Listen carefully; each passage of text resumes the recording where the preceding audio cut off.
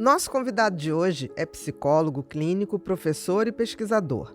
Tem uma história de sobrevivência às práticas de cura gay na juventude. Atualmente, se dedica a combater essas práticas e a promover uma abordagem mais inclusiva baseada em evidências científicas. Nesta conversa, compartilhará suas experiências pessoais, discutirá a influência das crenças religiosas na terapia, abordará a importância do atendimento clínico para pessoas com diversidades sexuais e de gênero e destacará o papel das políticas públicas na proteção contra métodos abusivos. Com vocês, o psicólogo Éder Belo.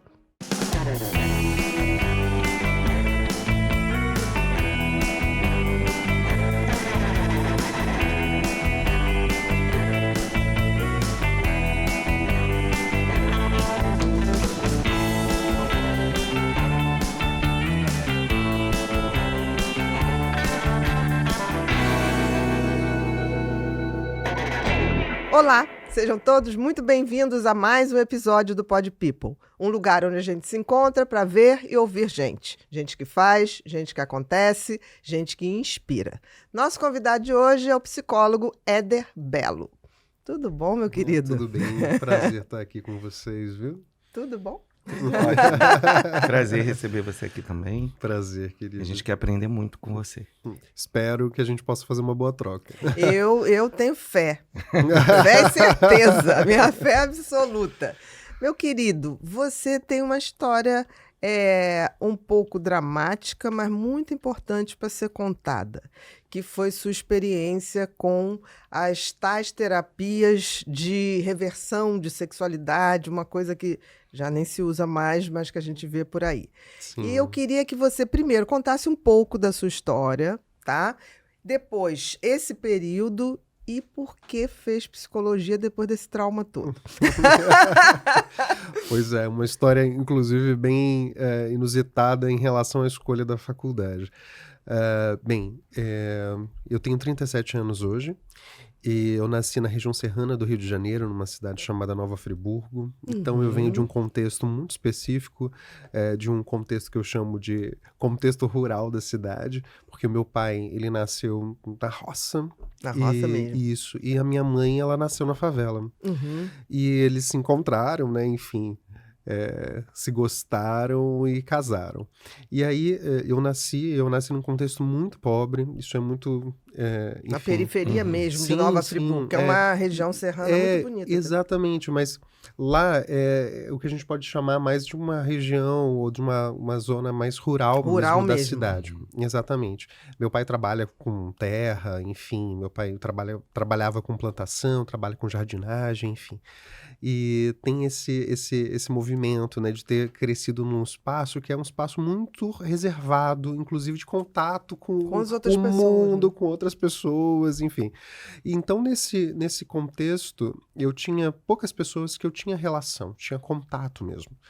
E de criança também era Exato. difícil, né? Sim. Era minha irmã, eu e um vizinho que ficava Muito tempo andando, inclusive, para encontrar. Então, eu cresci num contexto que era um contexto em que eu via minha família e o contexto que nós íamos para a igreja, né? Que era mais perto? Sim, a igreja, ela ficava no bairro vizinho, e a gente frequentava, né? Depois... E aí vocês viviam uma vida um pouco social. Sim, exatamente. Depois, à medida que eu fui crescendo, o bairro também, né, foi crescendo, enfim. E mais casas foram, enfim, sendo construídas. Mas eu fiquei nesse espaço muito reservado. E nesse espaço muito reservado, né, eu vivi e comecei a, de repente, experimentar ali na minha infância, no final da minha infância, no começo da minha adolescência, eu comecei a experimentar sentimentos que eu não via sendo representados em outras pessoas, né? Todas as pessoas que estavam ali, elas eram casadas com pessoas do sexo oposto, todas heterossexuais, com casamentos. Então, o escândalo era quando alguém se separava. Eu tenho uma tia que se separou nessa época e essa era a grande questão. O grande evento. Isso, e isso... década de 90, né? Não é nem algo muito de tempos atrás. E aí, nesse sentido, eu comecei a experimentar sentimentos que eu achava que eram estranhos demais porque eu não via eles sendo representados. E aí, nesse processo, eu comecei a achar que tinha alguma coisa errada comigo. Falei, ué, Tinha quantos anos, mais ou menos? eu tinha exatamente 11 anos. 11 anos. 11 anos quando Quase eu... entrando na adolescência, Exatamente, né? uma ali. pré-adolescência, exatamente. E aí eu comecei a perceber, tô sentindo uma coisa estranha. Eu olho para os meninos e acho que eles são interessantes, acho que eles são bonitos, e eu não poderia estar achando isso. Então eu comecei a entrar num movimento de entender que aquilo que eu estava sentindo era errado. E aí, nesse sentido, eu, enfim, tentei ignorar aquilo que eu estava sentindo a princípio, mas não deu certo. Então foram 3 anos tentando ignorar. E até então você não falava com ninguém sobre Não, esse assunto. nunca falei Nem com a sua irmã. ninguém. Não, nem com a minha irmã, nem com minha mãe, nem com meu pai, nem com ninguém. Foram 3 anos essa luta Foram interna. 3 anos eu no processo de evitar. Não, eu não. De Eu evitação sentia, mesmo. exatamente, evitação mesmo. Eu sentia e fingia que eu não estava sentindo. E até que então, depois de 3 anos, eu pensei, eu não posso fugir mais. Eu sinto isso, então eu preciso cuidar disso. Eu preciso resolver isso. Então eu entrei nessa ideia de que eu precisava resolver aquilo que eu estava sentindo, porque eu achava até então que aquilo era errado. E aí o primeiro ponto que eu queria destacar na minha história era justamente isso, uma ausência de representatividade.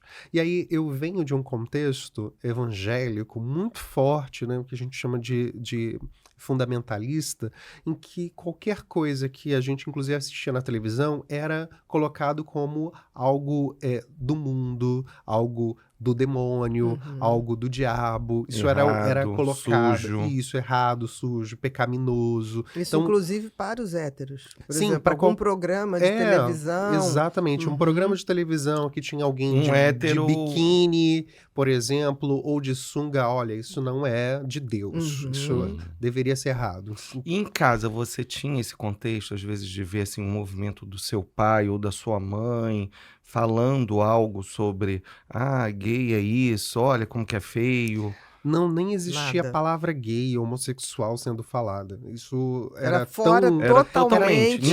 Nem se falava em casa, Sim, então. não existia isso. Inclusive, dentro do contexto da igreja, só se falava de pecados sexuais, nem usava-se a expressão gay, homossexual, Quer nem dizer, nada disso. era um desconforto seu mesmo, assim, Sim. ninguém teve uma influência direta. Era um desconforto, e hoje eu entendo, né, olhando um pouco para minha história, que esse desconforto vinha porque eu não tinha nenhum tipo de representatividade nesse sentido. O que me chamou a atenção foi mais ou menos ali com 14 anos de idade, tinha um rapaz que trabalhava numa padaria do bairro, e ele era gay. E Mas você diz assim, francamente, assim, ele não abertamente. tinha menor problema em se expressar. Sim, era a primeira, foi a primeira experiência. Referência que você Foi a teve. primeira pessoa que você viu que poderia parecer com você. Exatamente. E aí, nem que nem parecia que pudesse parecer comigo. Tipo, eu não posso parecer Com ele. A referência foi Exatamente. afasta de mim, Ai, cara. Exatamente, eu não posso parecer com ele. Porque ele... porque existiam comentários sobre a vida dele ser algo terrível, que precisa ser evitada de qualquer forma, então a gente Nem não pode ter cumprimento. um Como contato. se ele tivesse uma doença, uma Exatamente. lepra. A minha que mãe poderia falava pegar, com né? ele, assim, com muito cuidado. E aí a minha mãe tinha um certo conflito, que eu acho que isso é muito curioso, porque ela acreditava que ela precisava evangelizá-lo, convertê-lo, mas ao mesmo tempo não podia muito se aproximar. Então eu lembro que minha mãe ficava um pouco nesse conflito, assim. Então tinha uma questão de, olha, eu não posso ser igual a essa pessoa, né? Porque essa pessoa, ela é totalmente rejeitada no contexto social. Eu nem consigo imaginar, porque naquela época eu não tive nenhum tipo de contato com ele, além de saber que ele era o rapaz que trabalhava na padaria. Não sabia nem como era a relação dele com a família. Mas nesse sentido, eu comecei a pensar que existe alguma coisa errada comigo e que eu preciso resolver. Então, tive um pensamento muito pragmático nesse sentido. Agora, como eu vou resolver isso? Antes de tudo, eu comecei ali com 14 anos procurar livros, procurar coisas que eu Informação. pudesse, enfim, tentar entender nesse sentido. E aí eu participei de um retiro, na época, com 14 anos, um retiro que, enfim, estava na moda, nas igrejas evangélicas, na época, ali na década de 90, começo dos anos 2000, que era um retiro chamado Encontro com Deus. Então a gente ia lá, ficava lá uns 3 dias, fazia um certo voto de silêncio durante o tempo que a gente ficava lá, e eles falavam sobre algumas coisas. Foi a primeira vez que eu ouvi que a homossexualidade era um pecado e que tinha restauração em Deus para isso. E foi a primeira vez que eu disse para um pastor que eu Você era confiou, gay. né? Exatamente, eu pensei, Você falou, vou ele dizer, falou, ele pode me exatamente, orientar. Exatamente. Vou dizer para ele para ver como eu vou conseguir encontrar Uma saída. Ele enfim, vai poder, né? Era uma referência ali para poder me ajudar nisso. Exatamente. Aí nesse processo eu pensei, vou contar pra ele e ele vai me dizer o caminho pra poder sair disso. E eu pensando que era um clique, tipo, alguma coisa assim, se eu confesso, acabou. Enfim, e aí eu disse pra ele, e aí quando eu terminei de dizer, eu falei, olha, eu sou gay. Porque eu usei exatamente a expressão que ele usou. Eu falei, eu sou gay e eu não quero ser. Eu usei essa expressão. E aí ele falou assim, ele olhou pra mim e falou assim, você não é gay, isso é uma mentira do diabo. E ele disse pra eu repetir isso. E aí eu até escrevi um poema num livro que eu organizei junto com o Conselho Federal de Psicologia, em que no início do poema eu digo assim, que eu disse todos os dias que eu era uma mentira do diabo. Então, naquele momento, foi o início de começar a entrar num processo para poder tentar deixar de ser gay. Nesse momento, né, eu acabei fazendo um curso, que era um curso para formação de líderes na igreja evangélica, e aí nesse processo tinha uma matéria lá sobre restauração sexual, era o nome da matéria. Era uma... Tá. E aí a pastora que dava a matéria, ela, enfim, indicava caminhos para poder deixar de ser gay. E aí eu fui conversar com ela também. E aí eu conversei com ela e aí ela começou a fazer um processo comigo. Então começou com 14 anos esse processo.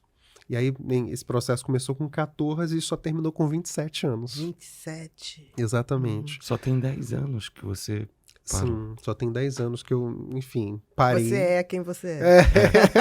Conseguiu eu aceitei. buscar sua felicidade. Exatamente. Enfim, e aí tem esse movimento de que com 14 anos eu começo nesse processo e aí começa oração, jejuns intermináveis, exorcismos para a gente poder, enfim, falar uma linguagem que talvez as pessoas reconheçam.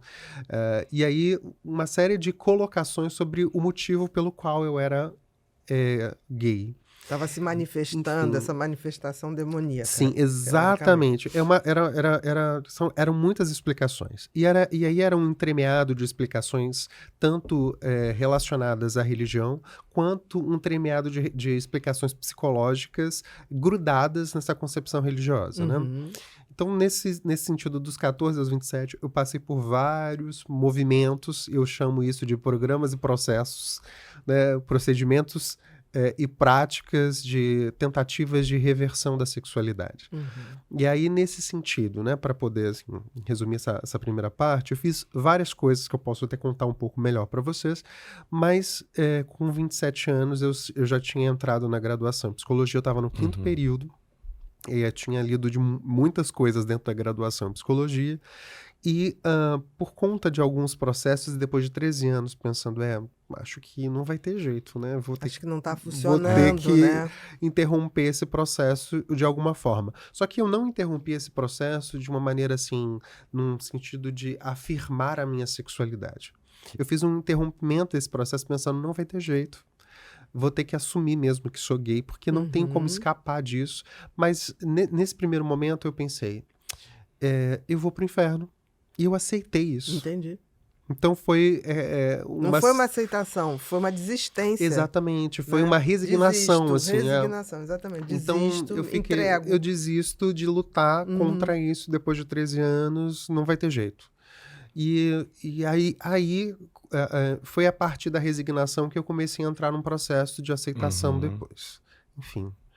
Mas aí eu posso contar para vocês depois. Pode. Enfim, Olha, tá. É o tempo, É o seu seu tempo. tempo. esse por processo. Porque as pessoas também ficam muito curiosas, porque elas querem entender o que são essas terapias de reversão da sexualidade, né? E aí, assim, é interessante dizer que essas terapias, elas partem de uma ideia de que a heterossexualidade é natural, que a heterossexualidade é normal, e de que qualquer movimento para além da heterossexualidade é um desvio desse movimento, natural e normal. E você se desviou porque aconteceu alguma coisa na sua história que fez com que você se desviasse. Então tem uma coisa que eu chamo de uma leitura equivocada da teoria psicanalítica misturada com um movimento de uma corrente que a gente chama de behaviorismo ou comportamentalismo.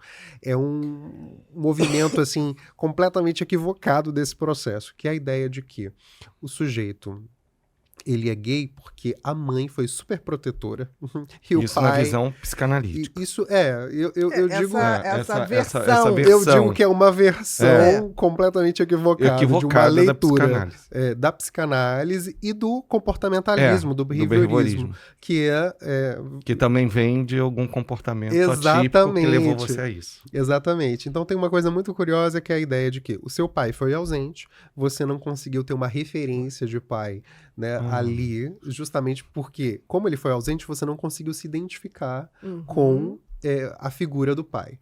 E aí, como você não conseguiu se identificar porque ele era ausente, a sua mãe também deve ter sido super protetora, então pra você conseguiu... a ausência desse pai. E aí você criou ali uma identificação com a mãe, e aí na verdade, uma leitura de um papel de gênero, de questões de gênero, que tem interferência na questão da sexualidade. Hoje a gente entende que as questões de gênero, né, os papéis de gênero, ou as performances de gênero, ou a maneira como alguém entende o que é ser mulher, o que é ser homem, né? Exatamente, é completamente diferente da orientação sexual. Mas tem essa ideia, né, de que esse movimento do sexo... Você está falando isso da década de 80, isso era uma verdade dentro da psicanálise. Sim, isso Eu lembro bem disso. Era uma coisa muito forte. Uma verdade absoluta. Mas só explicavam os meninos. As meninas, Era uma coisa meio assim. Você fala, tá, mas e o contrário? Uma vez eu perguntei para o professor de psicanálise, mas e o contrário? Não tem o contrário. É isso aqui. Ela questionou, ela foi expulsa, né? Ela sempre questionando. Sempre questionando, né? Exatamente. A gente perguntar. E aí é muito curioso, porque eu fiz vários processos de cura gay. Um deles foi morar numa casa evangélica por mais ou menos uns 6 anos. Assim. E isso daí sua família já estava ciente? Sim, a minha família ficou ciente só quando eu tinha 22 anos. Você já estava na faculdade? Que falou. Não, eu entrei na faculdade com 25. Tá. Eu participei de vários processos até mais ou menos os 22 anos. Isso só você e as pessoas com quem você... Isso. Até os 22 anos eu tinha participado de vários processos de... eu ia lá em algum lugar, oravam por mim, eu confessava, eu fazia um processo, eu ia para casa, jejuava. Eu vi um dia que eu jejuei 3 dias direto, sem comer e sem beber água. E eu desmaiei, claro. E eu desmaiei num culto que eu fui. E aí, quando eu desmaiei, porque eu tava completamente sem desidratado exatamente. A primeira coisa que falaram, é demônio. E aí, eu lembro que eu voltei do desmaio, as pessoas expulsando o demônio de mim. Hoje eu rio, mas na época eu pensei, nossa... E aí eu voltei assim, e a minha prima, na época, ela tava lá, ela percebeu que tinha alguma coisa diferente, né? Então, ela foi lá, pegou um pouquinho de sal, botou debaixo da minha língua e tal, não sei o quê. Aí ela virou e falou assim, eu acho que você desmaiou, não foi? Eu falei, pois é. Eu tô de jejum. E eu não podia dizer, porque na época você não pode dizer que você tá de jejum, porque senão você quebra o movimento espiritual produzido pelo jejum. Então você tem que fazer uma coisa em silêncio. Inclusive tem uma referência bíblica que eles usam para poder, enfim, sustentar essa ideia. Mas nesse sentido, até os 22 anos, eu tinha feito esses movimentos. Com 22 anos, pensando, não deu certo, eu tenho que me aprofundar. Esse foi o primeiro movimento? Esse foi o primeiro movimento, que teve a ver com os exorcismos, as orações, os jejuns, e os aconselhamentos espirituais, que eu ia lá. Então, assim, você não pode ficar com... Obrigado, querida. Você não pode ficar perto Pode de falar, outros rapazes. Você não... fugir, né? Você tem que fugir da tentação. Tinha que isolar, né? Exatamente. Você não pode ficar perto de outros rapazes. Deixa aí, amor, se ele quiser. Aí eu bebo café sem açúcar. Sem né? nada, gente então também, são os então três. somos Obrigada. Obrigado. Não sabia. Tudo bem. Enfim. Nós Temos estamos algo em casa, comum. né? Exatamente. Saúde. A hipoglicemia, mas voluntária, por É. saúde. Exatamente. Mas... Então, esse foi a primeira etapa, que sim. era esse exorcismo, o jejum. Os jejuns, as orações, os aconselhamentos. Que é muito interessante, né, Éder? Porque assim, a gente parando, olhando de fora, né? Quando a gente está ali envolvido em tudo tem todo um segmento, mas quando a gente olha de fora, fala, tá tirando você da exposição. Quer dizer, você não consegue, você está sendo curado porque você não tá tendo contato com ninguém. Você não pode ter contato com homem. Então, por isso você está sendo. Pois é, você sabe que tem uma questão muito curiosa nesse sentido, porque as pessoas que defendem as práticas de cura gay, ou as terapias de reversão da sexualidade, e aí é muito curioso porque essa expressão reversão, eu quero falar um pouquinho daqui a pouco para vocês, sim, por sim. que ela se chama Vou até reversão. anotar. Isso é interessante. Mas ela tenta reduzir a homossexualidade a um mero comportamento. Entendi. Então, por isso que eu falo que é uma articulação equivocada de uma certa leitura psicanalítica com uma questão comportamentalista, porque a sexualidade, ela é reduzida a um comportamento. Então, assim, não importa se você continua sentindo. Importa como você vai se Como comportar. o seu comportamento. Exatamente, importa que você não realize o seu desejo. Uhum. Mas eles nem usam a expressão desejo, né? Uhum. Tipo, importa que você não realize aquilo que você está sentindo. Não pratique isso. Exatamente, não pratique. Mas aí tem uma coisa muito equivocada, porque na época eu ficava assim, muito em questão, porque tem um versículo bíblico que diz, né? Jesus em um determinado momento fala que não importa simplesmente que você não faça alguma coisa. Se você pensou, já é A pecado. intenção, né? Exatamente. Então, se você pensou, já é pecado. E aí eu ficava, não, então eu não posso sentir. Não posso nem agir, nem sentir. Exatamente. Então, se eu tô sentindo é porque tem alguma coisa errada ainda. E o que eu queria era que o meu desejo mudasse. E era muito engraçado porque eu não pensava que eu queria ser heterossexual. Eu só pensava que eu não queria ser gay. Entendi. Eu não tinha um outro movimento, né? Era só, eu não quero sentir isso, ponto. Porque eu tinha muito medo de sentir aquilo e pronto, se eu sentir isso, eu vou Ser excluído. ser expulso de casa. Eu nunca vou ter família, eu vou ficar sozinho para sempre. Eu vou ficar completamente desamparado na vida. Nunca ninguém vai querer ter nenhum tipo de relacionamento comigo. Eu vou ficar completamente sozinho, isolado no mundo, né? Então tinha esse movimento também que se dava. E aí, quando eu, até os 22 anos, né, eu fui fazendo esse movimento que eram os aconselhamentos. E aí também tem uma coisa muito curiosa, porque até esse tempo, eu fiz terapia com 2 psicólogos. 2 psicólogos que também tinham esse pertencimento evangélico, religioso evangélico, e isso era Seguia dito, nessa né? linha. Exatamente. E um deles era pastor, né? E eu fiz com ele por um tempo, aí ele adoeceu, não consegui mais fazer com ele, e fui fazer com uma outra psicóloga. E aí essa outra psicóloga era muito curioso, porque ela orava por mim no final das sessões, assim. Ela chegava e orava por mim no final das sessões, e eu achava aquilo ótimo. Achava aquilo maravilhoso. Falei assim, nossa, eu tô aqui com alguém que é da psicologia que tá orando por mim. Né? As duas coisas. Naquele Eu momento... tô unindo as duas coisas naquele momento eu maravilhosas. falei assim, pronto...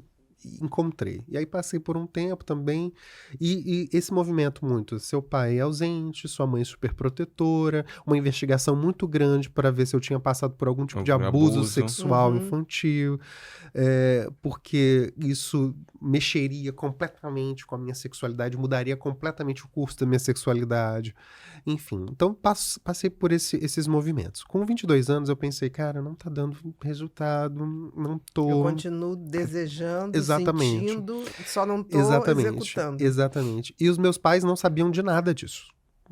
Achava que você ia para a igreja e estavam maravilhados. Às vezes Esse eu menino ia. vive na igreja. Exatamente. E até então, né, eu fiquei completamente envolvido na igreja. Tanto que quando eu terminei meu ensino médio, eu não pensava em fazer outra coisa a não ser seguir uma carreira religiosa. Uhum. Né? Eu queria ser pastor e tal, e eu fui, enfim, intitulado como líder de música na igreja com 18 anos. Porque eu também me envolvi muito com música nesse momento. Então eu era tanto o líder do grupo de música, quanto eu era o vocalista principal da igreja. E com 18 anos, todo mundo olhava pra mim e falava assim, nossa, rapaz perfeito, modelo de tudo. Uhum. E eu, assim, vivendo uma luta que E ao mesmo tempo Exatamente. sendo aplaudido por estar ali, né? Cantando na igreja, participando dos grupos, liderando. É uma referência, Uma né? referência. Sim, e aí, como um líder religioso... Como uma referência, naquele ser momento, exemplo. eu falava homossexualidade era pecado, ali, no púlpito, aquela coisa toda. E falava eu com seguia, veemência. eu seguia aquele movimento, porque eu acreditava de fato. Sim, você estava buscando realmente sair dali. Exato. E vivendo nesse espaço, né? Eu digo uma coisa muito curiosa nesse sentido, porque o quanto mais eu estava naquele espaço, né, de exposição, eu conseguia esconder mais determinadas coisas. Quanto mais eu ficava num espaço de exposição, eu escolhia o que era mostrado. Entendi. Então, foi criando um personagem. Exatamente. Então tinha esse movimento, porque eu tinha muito medo que as pessoas descobrissem outras coisas, então eu ficava naquele espaço de tentar selecionar aquilo que as pessoas iam ver. Aquilo então, que daria certo. Exatamente. Então, o cantor da igreja, enfim, tem todo esse espaço. Mas como eu via que não estava dando certo, e não era só uma questão, assim, de me esconder, ponto, era porque eu acreditava naquilo, porque eu queria, de fato, que Deus me libertasse daqueles sentimentos, porque até então tudo que eu tinha aprendido era de que aqueles sentimentos eram errados, eram pecado, e que aquilo me afastava de Deus, que para mim a fé naquele momento tinha um valor muito grande, Deus era muito importante para mim, então era para além, né, de um movimento religioso sem sentido. A religião era muito importante para mim. E eu nem entendia como religião, era Deus e o meu relacionamento com Deus. Você fundiu o conceito de religião com Deus. Exatamente, essa ideia de que Deus... eu não tenho uma religião, eu tenho um relacionamento com Deus. Deus é importante para mim e eu quero fazer coisas que possam agradá-lo. Né? E até então... A Bíblia era a minha única referência e a Bíblia dizia que homossexualidade era pecado.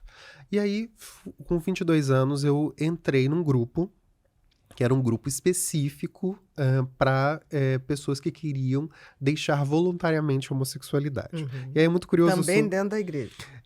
Esse grupo é um grupo... que faz parte da igreja, mas não da minha igreja. Entendi. É um grupo que... Um outro grupo. É um grupo que é itinerário, que ia pelas igrejas, mostrando ali, né, o seu trabalho, enfim. Mostrando pessoas que tinham deixado, então, a homossexualidade, ex-gays, ex-pessoas trans, enfim. Então tinha esse movimento. Então eu encontrei esse grupo pela internet, pesquisando, tentando fazer cura da homossexualidade, deixar de ser gay, ex-gay. Era um sofrimento mesmo, né? Não, Nossa, um sofrimento real. E era um hiperfoco. Um hiperfoco nisso. É como se você tivesse que se libertar daquilo para viver. Exatamente. Né? Eu preciso deixar de ser gay. Então eu não pensava... eu vou trabalhar com o quê? Eu vou me sustentar com o quê? Eu vou ter que tipo de carreira? Era só esse movimento. Tudo estava vinculado Tudo a isso. vinculado a isso, porque eu pensei... Você vivia para isso. Exatamente, porque eu pensei, se eu sou gay, eu não vou ter vida nenhuma. Então, eu preciso deixar de ser gay. Isso. Porque eu só posso ter algum tipo de vida depois que eu deixar a homossexualidade. Não tinha outra saída para mim naquele momento. E aí eu entrei nesse grupo e aí esse grupo falou, olha, se você é gay, é porque a sua família tem um problema. a sua família também precisa passar por um tratamento. Uhum. E aí é muito curioso porque, assim, uma das coisas que a gente vai ouvindo é que parte das pessoas que passam por esses processos são levadas pela família, né? Uhum. Você fez eu um levei movimento ao contrário. Você foi Exatamente. Sua família voluntário. mesmo? Você Exatamente. foi voluntário desde os 11 anos, Exatamente. praticamente. Eu levei a minha família. E Você foi que onde. levou a família. Exatamente. Aí você abriu com eles, nesse então, momento. foi nesse momento, porque eles falaram assim: a gente só trata você. A gente só cuida de você se você contar pra sua família. Então, eu fui forçado a contar pra minha família, porque eu queria muito aquele tratamento, Uhum. e eu achei que eles não iam me dar mesmo se eu não contasse pra minha Trouxesse família. a Então, família. eu assumi pra minha família por conta disso. E foi muito curioso, porque no dia que eu assumi pra minha família, meu pai não tinha ideia. A minha mãe desconfiava. Ela, Mãe. mãe. Mãe. Mãe. A minha mãe desconfiava, mas ela também entrava no processo de evitação, né? Enfim, sei, mas eu não quero saber. Eu finjo que não tô vendo. Agora, o meu pai ficou completamente atônito, porque ele não tinha nenhum tipo de entendimento e desconfiança disso. Ele só achava que eu era uma pessoa muito dedicada a Deus e à igreja. Mas, Quietinho. fora isso... E se orgulhava disso. Perfeito. Sim, e ainda tinha uma coisa que a gente usava na igreja, porque assim, essa coisa de estou esperando, né, em Deus a pessoa certa pra eu casar. Então eu falava assim, não, eu não namoro, eu com 22 Meu anos de corpo é templo idade. do Espírito Santo. Exato! Eu tô esperando a pessoa certa. Que e Deus vai me continue sendo mostrar. templo do Espírito Santo. Mas é num lugar, né, É. de proibição, né? É uma coisa que vai sendo colocada ali, realmente. Exatamente, é uma colocação nesse sentido. E aí eu passei por esse movimento, contei para os meus pais entraram então para esse grupo, e uma das coisas que eles falaram é que seria interessante que eu saísse da casa dos meus pais, morasse na casa, numa das casas que eles tinham. Na época eles tinham casas no Rio de Janeiro, São Paulo, Minas Gerais e Brasília. Então é um ministério que não era só né, aqui do Rio de Janeiro, mas era, né, enfim, em termos interestaduais, exatamente. Então tinha esse movimento. E aí eu fui morar numa casa em Niterói na época. Eu morava em Nova Friburgo, fui para Niterói. E eles achavam que seria melhor porque tinha alguma coisa também muito errada com os meus pais, de acordo com eles. De acordo com eles. De acordo com eles, porque eu era... fruto enfim, disso. Exatamente. E aí eu fico pensando, a minha mãe, a minha família é a família daquele desenhozinho. Minha mãe super feminina, mulher e tal, não sei o quê. O meu pai super masculino. Aquele casamento eles são casados até hoje, quase 40 anos de casados. Seu pai viveu na roça, cara. Exatamente. Era contato de nada. Sabe aqueles vida pra ele era a estereótipos? família Pá. e a igreja. Exatamente. E aí, uma coisa muito curiosa sobre essa questão também que se coloca sobre a influência. A gente quase não via televisão. E quando eu via televisão, era sempre uma colocação. Eu não via programas. Saía. Não, o que eu via era muito na minha infância eram os chamados programas educativos. Enfim. Você vivia quase no laboratório do show de Truman. Eu ficava completamente isolado nesse sentido. E depois eu fui me isolando, né? Porque isso que era o que eu ouvia. E aí nesse grupo, a partir dos 22 anos, que foi onde eu fiquei até os 27, eu fiquei nesse movimento, né? Que loucura, né? Te tira de casa, né? Assim, ainda reproduz uma coisa como se tivesse uma coisa ruim, ou seus pais tivessem uma coisa ruim. Exatamente. O E diabo tem que ser estava ali que é o afastado, né? pecado. Exatamente. Exatamente. A tua mãe deve ter tomado um susto, né? De repente foi lá e de repente Eu acho que por tira amor o ao filho, né? E vendo o filho naquela situação, vou lá, vou entregar, né? Mas deve ter sofrido com isso. A minha mãe, ela acreditou que aquilo era o melhor Entendi. pra mim. Sim, Então, certamente. E você tinha esse desejo também, porque foi você que fez o sim. Fez o inverso. movimento. E aí, quando também eu falei que eu era gay,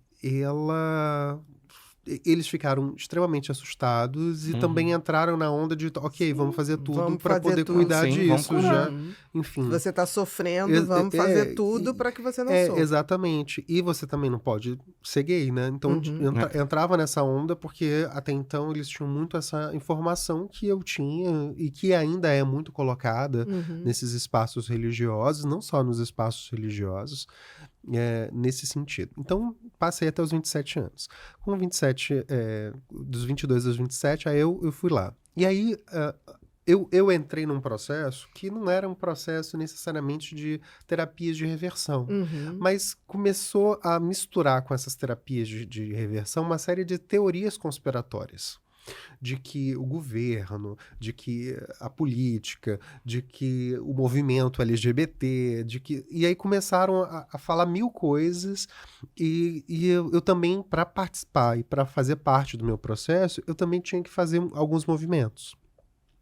Mas isso dentro desse grupo? E dentro desse grupo. Tá. E um desses movimentos seria assim, olha, uma psicóloga que ficou muito famosa, que era uma grande entusiasta ou referência desses processos de cura gay, foi uma pessoa que eu tive muita proximidade durante esse processo, durante esse período.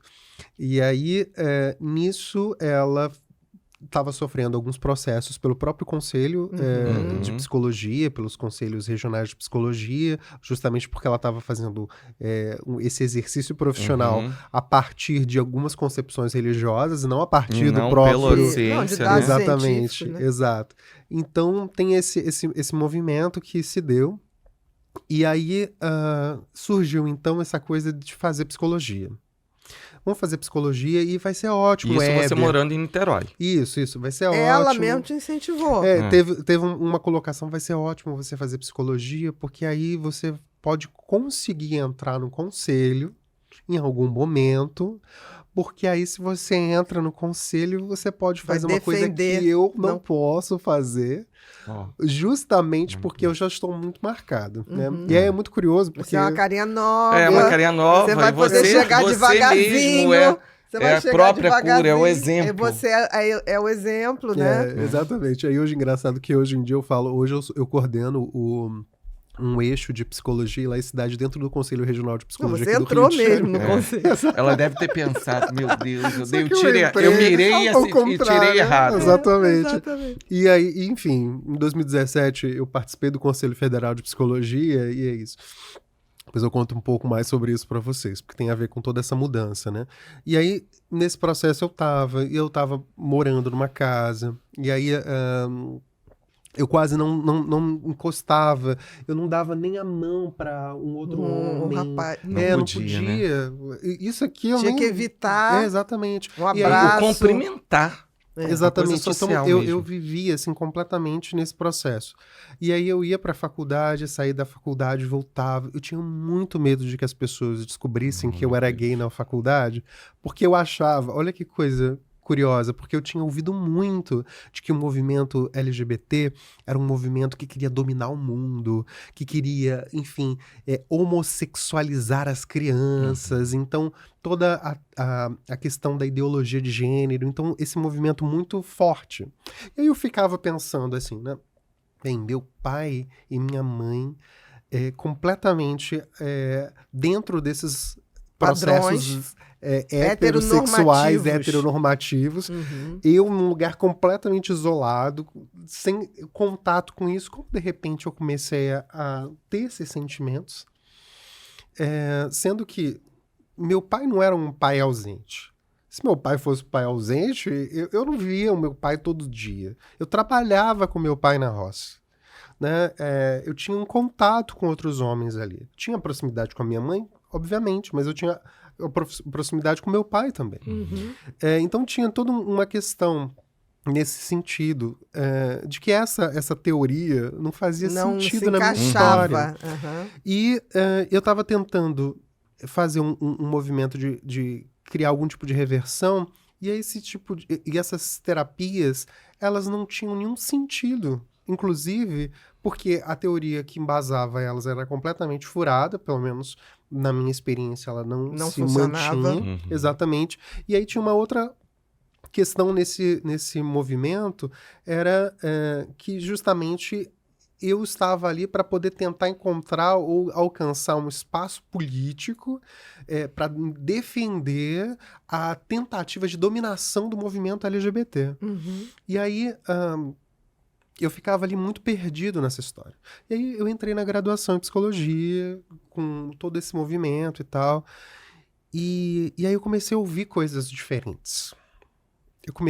Eu mudei meu ambiente, né? Um ambiente que eu estava. E aí eu comecei a ler, enfim, os autores da psicologia, autores da filosofia, que até então eram super proibidos, eu não podia ler, enfim. Então eu comecei a entrar nesse espaço de conhecimento. E aí nesse espaço eu ficava completamente receoso, porque eu tinha medo de que as pessoas soubessem que eu era gay.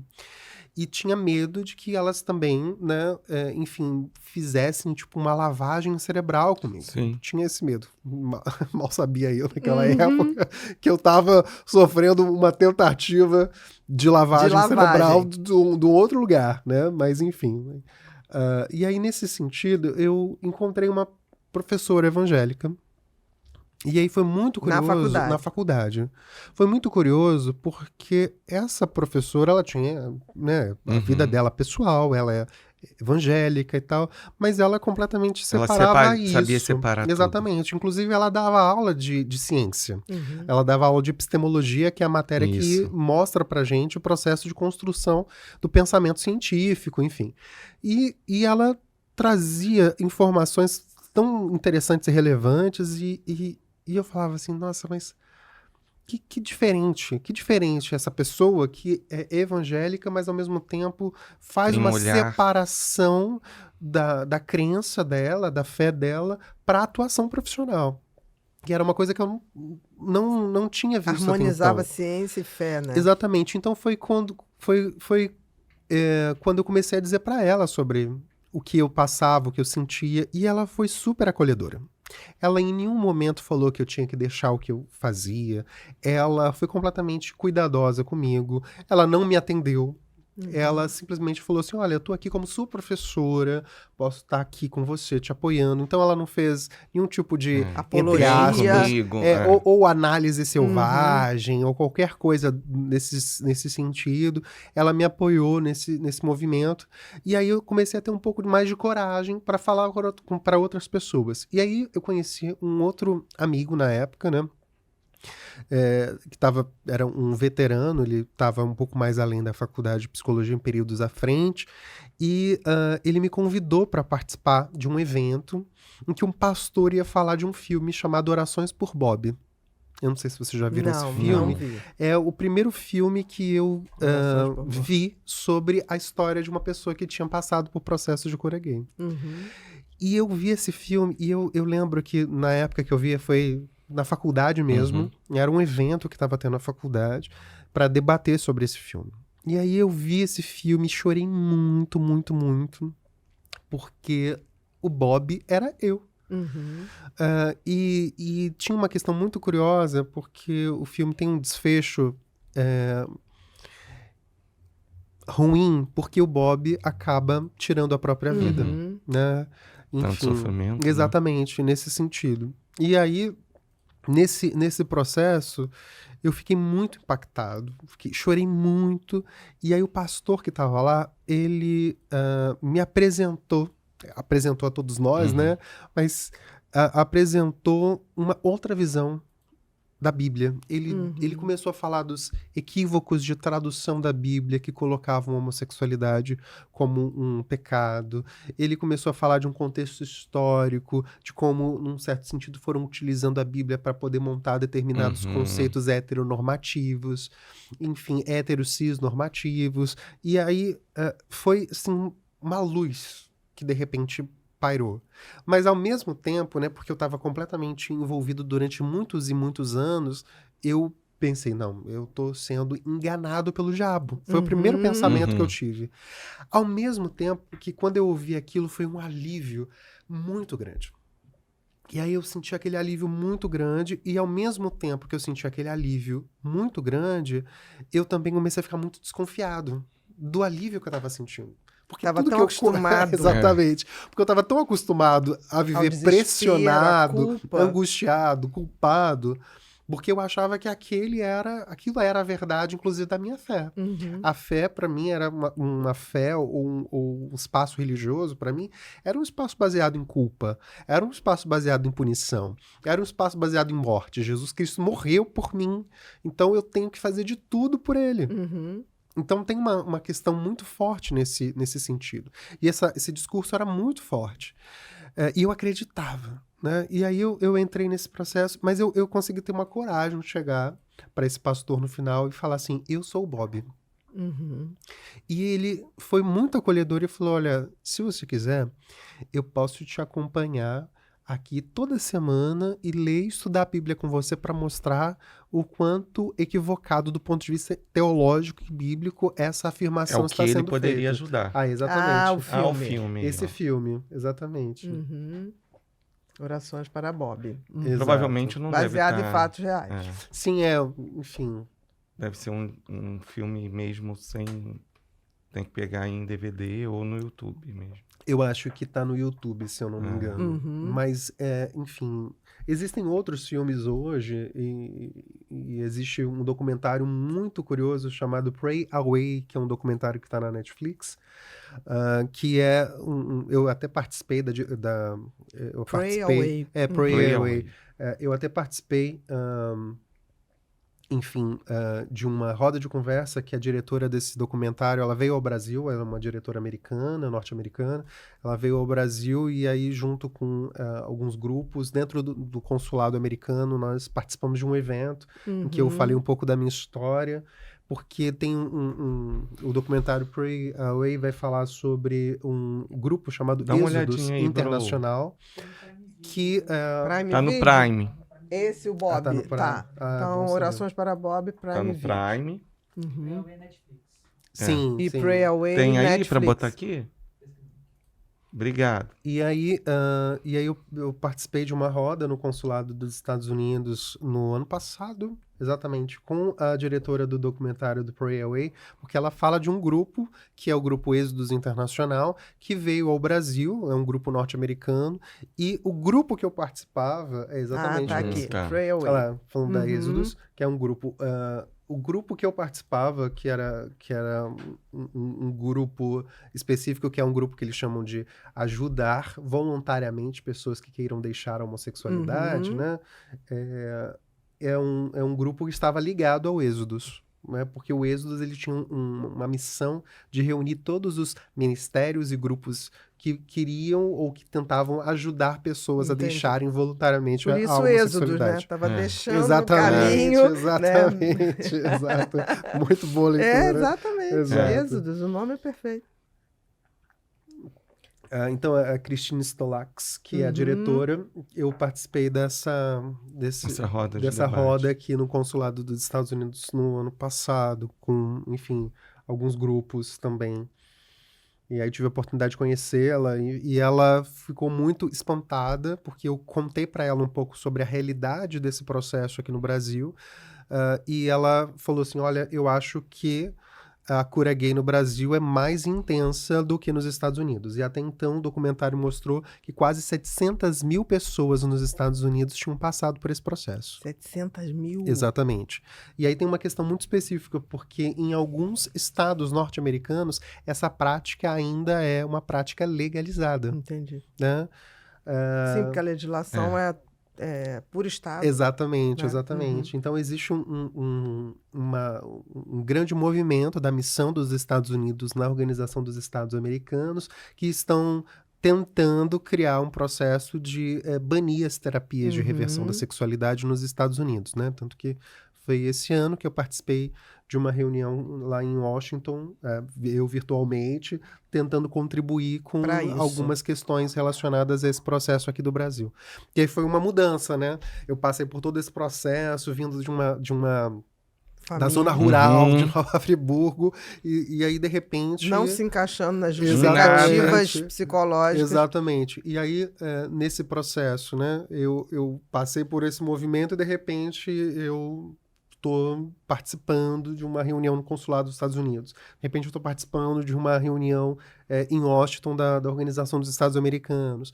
Em 2021, a deputada francesa que criminalizou as práticas de cura gay na França veio ao Brasil especificamente para poder conversar com alguém que ela pudesse entender esse processo, e eu fui referenciado por várias pessoas.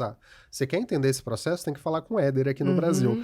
E aí ela veio conversar comigo, porque aí eu entrei nesse movimento. Mas para finalizar essa história, inclusive da graduação em psicologia, e aí eu ouvi esse pastor Ali começou... foi o turning point. Foi a Exatamente. mudança de... Começou... Tipo assim, peraí, tem luz no fim do túnel, né? No sentido de eu posso ser o que eu sou sem estar ofendendo ou Sim, blasfemando exatamente. contra Deus. E foi um grande processo, porque primeiro que eu comecei a ter comunidade. Uhum. Eu comecei a ter coragem de contar para alguns amigos, e esses amigos, eles não me julgaram, porque eu tinha muito medo de ser julgado por estar nesse espaço. Uhum. Eles simplesmente me abraçaram. Então, esse amigo que me levou lá, a minha própria professora, eu comecei a ter comunidade. Então, tem questões aqui muito específicas que eu fui vendo, inclusive, não só na minha história, mas em termos de pesquisa, né? E aí eu comecei a ter comunidade, comecei a desconstruir a ideia de que a homossexualidade era pecado a partir de leituras e outras interpretações bíblicas, e eu comecei também a desconstruir do ponto de vista psicológico essas teorias que não faziam sentido. Pelo menos para você, não se enquadravam em nada, né? Nem se enquadravam. Não, eu acho que não enquadra, mas para você Não, era uma realidade absoluta, né? Exato. E aí tem esse movimento de começar a ler, e eu comecei a estudar muito psicanálise, porque essas teorias eram muito embasadas a partir de uma certa história da psicanálise. E é muito curioso, porque é uma completa inversão, porque a partir do momento que eu comecei a estudar psicanálise, que eu comecei para poder entender esse processo. A história da psicanálise, inclusive, ela não é fidedigna ao próprio Freud, porque o Freud, ele postulou uma ideia de sexualidade que não era ligada à questão da reprodução, que não era ligada à questão dos genitais. Ele vai dizer que a sexualidade, ela é ampla, ela não tem um objeto específico. Tem uma carta que Freud vai escrever em resposta à mãe de um jovem homossexual, em que ele vai dizer que a homossexualidade não é doença. Né? Então tem uma questão muito específica nesse sentido, de que ele diz, olha, a psicanálise talvez não tenha nenhum efeito para tentar fazer qualquer tipo de cura, né? Mas talvez ela possa ajudar o seu filho a entender um pouco melhor sobre si, lidar melhor com algumas situações da vida. E é muito diferente do que a história da psicanálise se tornou, né? Então tem uma questão muito específica nesse sentido. Então tem um processo que eu fui estudando bastante para poder entender esse movimento, e fui vendo que, inclusive, na psicanálise não tem sustentação. Né? É uma leitura equivocada, inclusive da ideia do complexo de Édipo, tem todo um processo nesse sentido, enfim. E aí eu também comecei a fazer terapia com uma psicóloga não evangélica. Pela primeira vez. Exatamente. Saindo desse meio. Exatamente. E aí tem uma questão muito específica nesse sentido, que aí eu me expus para esse processo. Mas mesmo assim, eu fiquei passando por um processo de resignação, né? E aí tem um ponto assim que mudou muito na minha vida, porque todas essas bases começaram a ser colocadas, e aí nesse sentido, ninguém me forçou a nada, ninguém me mostrou nada, ninguém fez nada, né? Nenhum tipo de lavagem cerebral, pelo contrário. Acho que eu entrei num processo de lucidez pela primeira vez na minha vida, nesse movimento de pessoas me apoiando, de pessoas mostrando os equívocos, tanto das teorias psicológicas, quanto os equívocos de interpretações bíblicas fundamentalistas. E aí passei por esse movimento. E aí, eu ainda estava nesse grupo. Morando com esse grupo. Eu estava morando ainda na casa. Na tal casa de Niterói. Exatamente. Quando teve um evento em São Paulo, que eu tive que ir, e aí nisso... Isso, né, um evento da Cura Gay. Da Cura Gay. Exatamente. Você já estava se aceitando, mas você ainda estava ligado... Eu estava num processo ainda de conflito, exatamente. De conflito. Mas toda a minha vida estava ali, porque eu só morava em Niterói, porque eu morava na casa da Cura Gay. Na tal casa. E aí é importante falar que Cura Gay é uma expressão que foi inventada pela mídia em 2013 por conta de um processo, né? E a gente usa porque eu acho que ela tem um entendimento mais enfim, popular mesmo, da ideia das terapias de reversão da sexualidade.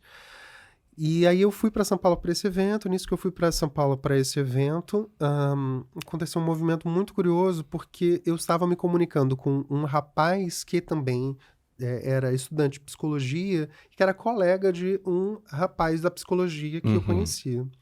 E aí foi muito curioso porque eu estava me interessando por esse rapaz. Até então a gente não conversava muito nesse sentido, mas eu estava me interessando por ele. Diferente de outros movimentos, por conta dessas bases, eu baixei a guarda, né? Falou, eu vou conhecê-lo. Não, eu nem percebi que eu estava fazendo isso, você sabe? Que eu baixei a guarda e aí eu fui, assim, me envolvendo com ele. E aí acabou o evento e ele falou, você podia vir aqui em casa pra gente conversar, sei lá. E aí eu fui. E, enfim, pra resumir, eu acabei ficando uma semana na casa dele. Foi uma loucura. Eu tava mudando de estágio, então eu tinha uma semana meio que de férias, assim. E aí, no final dessa semana, isso... E a casa deixava você sair Não, e em fazer tudo. Niterói. Ele Não, foi pro evento. Mas a casa eu fui pro dava evento. essa liberdade de você sair, passear, fazer a vida normal. Não dava essa liberdade, não. Mas o que aconteceu foi que eu consegui... Eu fiz... Nesse momento, eu falei, olha... eu tava saindo de um estágio para ir para um outro. E aí eu falei, olha... Para ir para esse estágio, eles pediram para eu fazer um treinamento em São Paulo. Eu super menti. Entendi. Falei, pediram para fazer um treinamento aqui em São Paulo, eu vou ter que ficar uma semana aqui, mas eles vão pagar tudo assim, assim, assim. Aí eles deixaram com muita desconfiança, mas deixaram. Mas eu já estava meio que saindo desse processo e também aconteceu uma coisa. Nesse momento, isso era 2013, né? Nesse momento, o ministério estava muito abalado porque em 2011 o líder do ministério tinha morrido. Então o ministério deu uma afrouxada. Tava meio... Mas Tava meio assim... morreu por causa natural. Não, ele morreu por causa natural, né? Tá. Ele morreu, enfim, ele teve um infarto e morreu. Então, E aí tá todo mundo muito vulnerável, ali, perdido. ainda tava meio... porque foi assim, de uma hora para outra, né? E aí as regras estavam mais rígidas. Exatamente. E aí o líder da minha casa também tinha saído, porque aconteceu uma outra coisa, então a gente tava meio que sem liderança e tal, então foi um momento propício também para isso, porque também eu acho que se o ministério não tivesse também mais afrouxado, eu acho que eu não conseguiria viver esse processo. Então foram várias coisas que culminaram para que isso acontecesse. E aí você foi pro encontro, do encontro o menino convidou você para ir à casa Exatamente. dele. E eu fiquei lá uma semana. E aí lá eu fui fazendo coisas que eu nunca tinha feito na minha vida. Coisas muito simples, que até então eram coisas terríveis. Tipo, eu fui para uma festa. E ir para uma festa era uma coisa terrível, um pecado abominável. E eu fui para uma festa da faculdade, da USP na época. E aí eu fui lá, e aí eu fui olhando, vendo tudo. E tudo. O que era tudo? As pessoas dançando, rindo e se divertindo. E aí eu assim, olhando e ficando... E com medo pra ver, meu Deus, porque eu não ia na faculdade. Eu fiz graduação na Universidade Federal Fluminense em Niterói e eu não ia pras festas universitárias, porque eu não podia. E aí a minha primeira festa universitária foi na USP, que eu pude participar. E eu fiquei morrendo de medo inicialmente, né? Tipo, meu Deus, eu vou encontrar o quê? O diabo aqui? Né? E o que eu encontrei? Pessoas rindo, se divertindo, dançando. Né? Mas o que eu ouvi era completamente o contrário. Então, isso foi também importante para desconstruir uma certa ideia que eu tinha por conta daquilo que eu ouvia repetidamente. Nesse processo, eu passei uma semana com muita alegria, com muita felicidade. Eu fiquei lá com ele e tal. E aí, no final da semana, eu tive uma experiência, assim, que eu queria contar e partilhar para vocês, que eu acho que foi uma experiência super importante para eu poder romper esse processo. Eu já tinha lido, até então, outras teorias psicológicas, eu já tinha tido outros movimentos, né, relacionados à questão da própria espiritualidade, em relação a outras leituras teológicas sobre a questão da homossexualidade. E aí, no final, eu tava lá, e aí eu ia voltar no dia, na segunda de manhã, e era domingo à noite, e esse rapaz estava dormindo, eu acordei para pegar um copo d'água, e aí eu olhei para ele e eu fiquei com muita vontade de orar por ele. E aí eu falei, não, eu não posso estar tendo essa vontade aqui, porque eu tô em pecado. Até então, tava naquele Não processo de tem conflito. poder para isso. Exatamente. E eu falei, eu não posso, né? E aí, de repente, eu senti algo que eu sentia quando eu estava cantando na igreja. E aí eu penso, Deus, é você que tá aqui? Não pode? Você não pode estar aqui porque eu tô em pecado. Né? E aí, quando eu tive aquela sensação de que Boa eu quando tava você tá sentindo cantando. a mesma coisa que eu sentia na igreja ali. Aquela mesma sensação boa. Boa. E aí eu posso. Aí foi uma grande revelação pra mim nesse sentido de que, mas se eu tô sentindo isso aqui, isso não pode ser pecado. Porque eu tô sentindo a mesma coisa que eu sentia quando eu estava na igreja.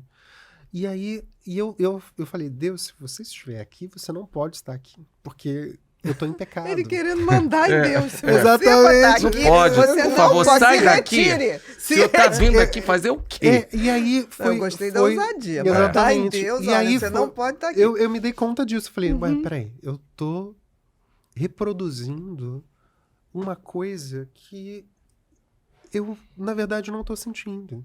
E foi a primeira vez que eu comecei a pensar, eu não posso mais lutar contra aquilo que eu tô sentindo. Né? Então, nesses primeiros momentos, né, eu já estava num processo de resignação. Mas você orou pelo menino? Orei por ele. Legal. Que é uma coisa boa, o sentimento de orar É um por sentimento alguém bom. é um sentimento afetuoso, entendeu? Sim. E aí foi a primeira vez que eu entendi que aquilo que eu estava sentindo, e aí eu acho que isso é muito importante dizer, porque eu recebo muitas mensagens de pessoas que passam por histórias muito parecidas com a minha. Eu recebo muitas mensagens Muitos de pessoas É. que estão dizendo, poxa, nunca ninguém soube da minha sexualidade, eu vivo assim, sentindo um monte de coisa, eu nunca tive contato com outra pessoa, nunca transei, eu sou virgem e tô aqui lutando contra os meus sentimentos. E eu acho que é muito importante isso, porque as pessoas fazem verdadeiras renúncias dos seus sentimentos e da sua sexualidade por conta da fé. E é muito importante que eu possa dizer isso, né? Que a gente não precisa renunciar à nossa vida por conta da fé. E por conta dessa experiência, eu entendi esse movimento. Sim. Porque eu consegui articular a minha fé com aquilo que eu estava sentindo. Fé e sexualidade não são incompatíveis. Como ciência e fé também não. Exatamente. Ciência e fé também não são incompatíveis. Cada vez está se juntando mais, Exatamente. né? E aí tem uma questão nesse sentido de poder dizer para as pessoas que elas podem ter as suas sexualidades e elas podem entender que a sua sexualidade não é um pecado, não é um erro, não é um desvio, é um dom de Deus.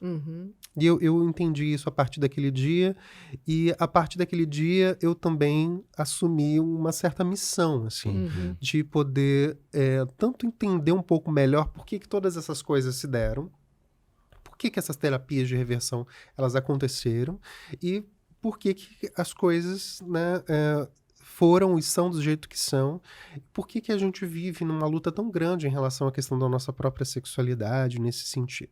E aí foi um movimento que se deu, aí eu concluí a graduação em psicologia, comecei a sair do grupo, né, sair da casa. Da casa, em Exatamente, Niterói. sair do grupo, rompi com todos os processos ali, foi... E foi tomando conta da sua vida. Exatamente. Aí foi onde, né,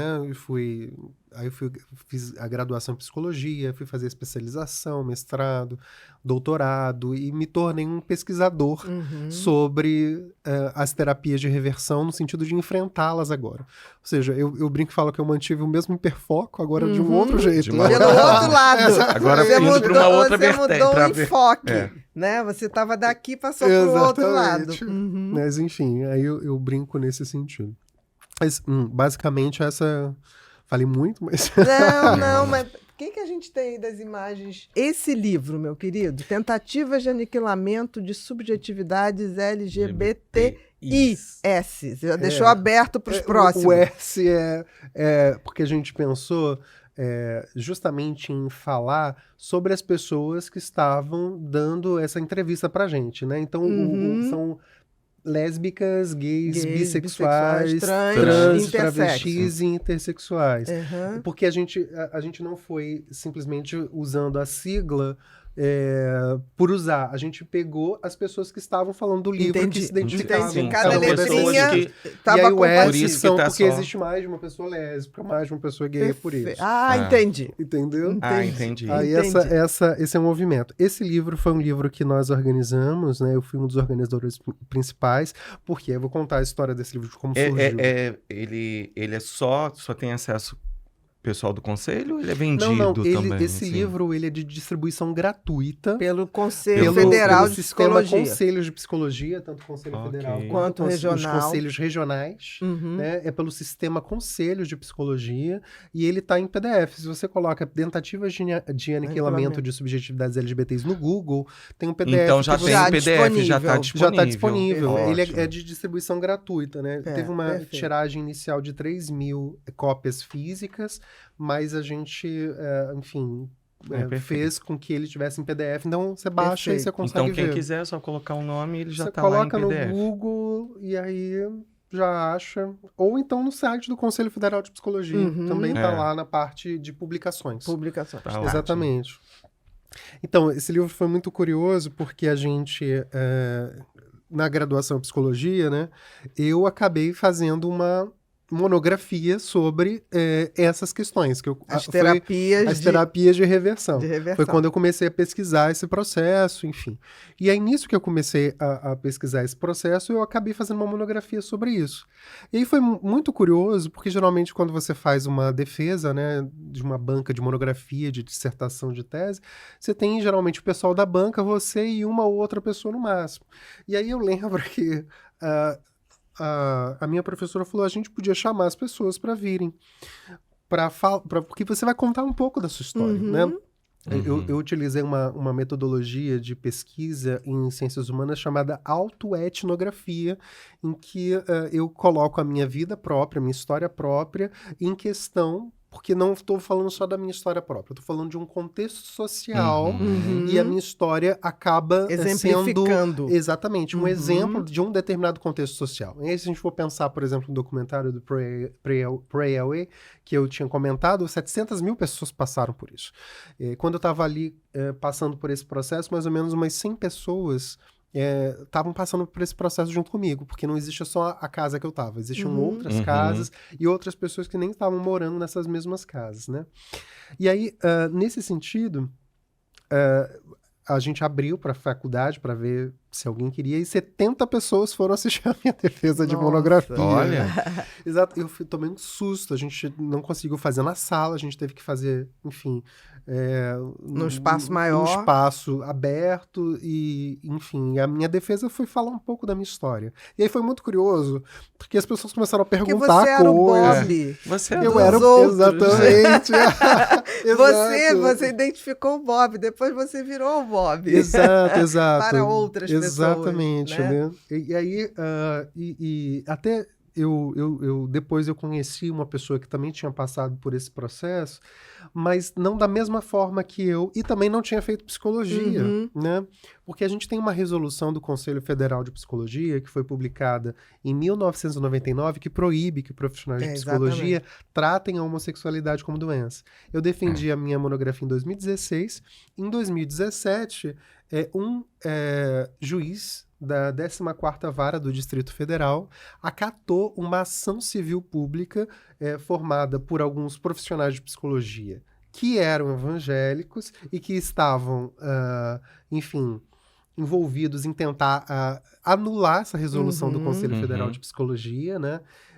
Isso em 2017, mas antes disso, várias outras pessoas começaram a tentar anular essa resolução, e aí esse movimento que foi o que se tornou conhecido midiaticamente como o movimento da cura gay. Da cura gay, lembro disso. A cura gay se tornou um movimento que se falou, né, muito midiaticamente sobre esse movimento quando havia um ataque legislativo ou jurídico a essa resolução do De Conselho Federal. 1999. Exatamente, Uhum. do Conselho Federal de E como Psicologia. está isso hoje, Éder? Essa resolução, ela foi atacada, isso em 2017, mas em 2019, a Carmen Lúcia, do Do Supremo Supremo. Tribunal Federal, deu ganho de causa pro Conselho Federal de Psicologia, e a resolução se mantém firme e forte. Válida É. para Fez todo, agora- porque aí a partir do Supremo você vai para todos. Exatamente, né? vale É para todos. hierarquia máxima. Exatamente. E, enfim, fez 25 anos. E aí Uhum. tem uma precedência, assim, muito curiosa,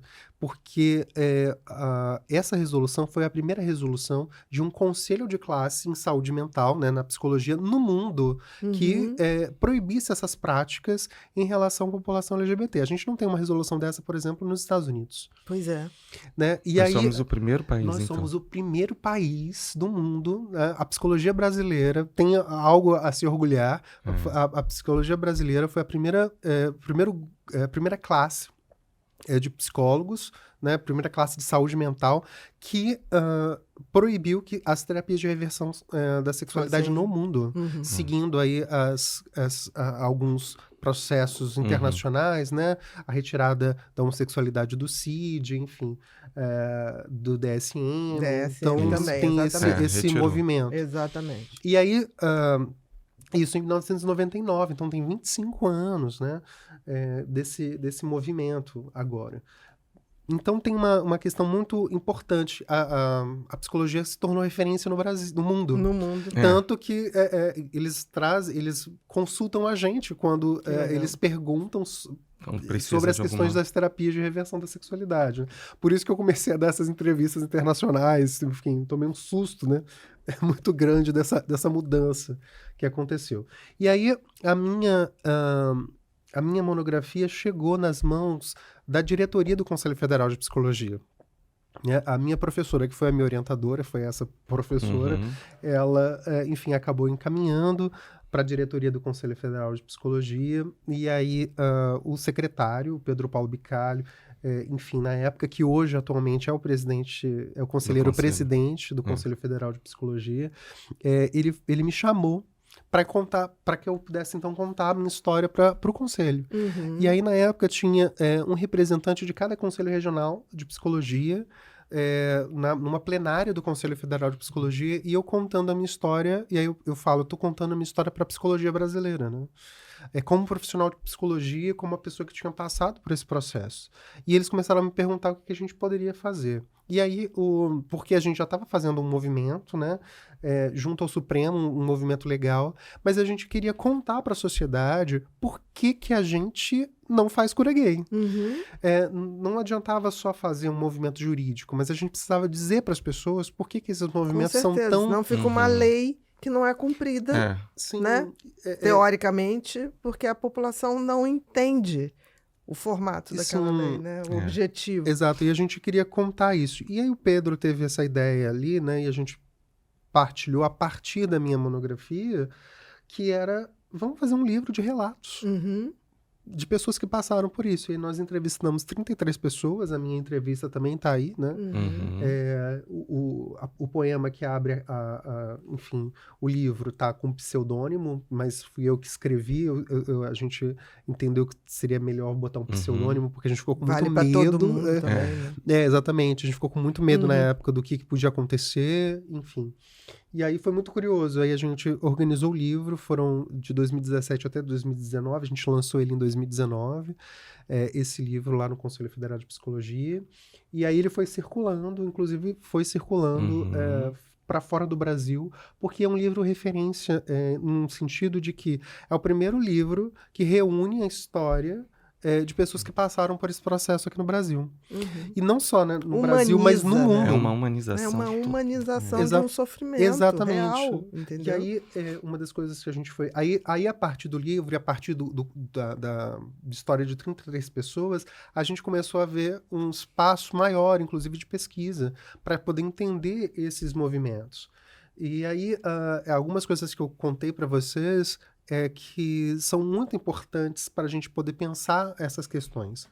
Justamente porque a falta de representatividade traz uma sensação de que a pessoa que está ali, ela que tem a sexualidade diferente daquilo que ela vê no seu entorno social, ela começa a interpretar a sua sexualidade como um problema a ser resolvido. Não como algo que faz parte da diversidade sexual. Sim. E aí, o problema, na verdade, não é a sexualidade da pessoa. É o movimento normativo, é o movimento LGBTI-fóbico, né, que gesta esse espaço social que a gente vive. Se a gente tem uma norma, né, que é a heterossexnormatividade, e um movimento que vai colocando o tempo todo a população LGBT como uma população abjeta, que precisa passar por cura, precisa passar por reversão, a gente começa a ser subjetivado a ouvir, a entender e a ser repetidamente colocado como uma população que não merece estar viva. Sim. Sim. E aí a gente, a partir desses discursos de ódio, vai criando uma realidade social. Tanto que a gente tem um dado muito preocupante no Brasil, que por mais que a gente tenha assim, coisas importantes, por exemplo, do campo da psicologia nesse sentido, a gente tem um outro dado que é muito complicado, que é o fato de que o país que a gente vive é o país que mais mata a população LGBTI no mundo. Principalmente trans. Principalmente pessoas trans e travestis. Pessoas trans, exatamente. Então, assim, ainda temos uma legislação bacana, temos um esclarecimento, mas isso ainda não tocou a grande população. Exatamente. Então, a gente corre o risco de ficar uma legislação sem validação popular. Exato. Que é a pior coisa que pode acontecer. Exato. Né? Porque são as leis que não pegam, digamos assim. Sim. Então é importante ter esse esclarecimento, é importante, como você colocou, o teu sofrimento, porque eu vejo muita gente de todos os setores colocar, tipo assim, é um pessoal que só quer saber de sexo, drogas e rock and roll. Fala isso. Não é isso. Você é um exemplo disso. Você não tinha nem sexo, nem drogas, nem rock and roll. Nem um pai omisso, nem uma mãe dominadora. Quer dizer, então, assim, é importante quebrar esses paradigmas, que eu acho que a grande maioria da população é LGBT. Eu acho que é a grande maioria. Não é... Eu acho que quando a coisa sai para um movimento maior, é uma pessoa desesperadamente colocando, tentando se validar. Se não vai haver a validação do outro, eu farei a minha. Sim. Entendeu? E aí eu acho que é muito importante essas questões que você traz, e essas colocações que você faz, justamente porque o que está em jogo, na verdade, são vidas que não são validadas, são vidas que são matáveis, vidas que não têm valor. E aí vamos usar um outro termo, imorríveis. Não existe essa palavra, tá? Mas assim, o suicídio dentro dessa população é maior do que a média. Exatamente, aí tem esse dado também estatístico. São 6 vezes o filme Bob, né? Exatamente. Então assim, talvez se você não tivesse tido ali aquele suporte todo que você teve daquele pastor, né, vendo o filme Bob, a professora evangélica, mas com uma outra postura, talvez você fizesse aumentar essas estatísticas, como o Bob. Inclusive, é isso. Eu tive muitas... Pelo teu desespero de achar a solução. Você foi buscando o tempo todo, desesperadamente. Sim. E eu tive muitos processos de ideação suicida. Com certeza. No movimento, nesse período todo. Nessa busca. E né? e aí, eu só não fui às vias de fato, justamente porque eu pensei, e porque eu ouvia também na igreja, de que suicídio era um pecado. E aí tem uma questão muito curiosa nesse sentido, porque se eu não tivesse tido essa colocação, eu acho que em algum momento eu não conseguiria suportar, porque realmente foi um sofrimento muito grande. Eu imagino.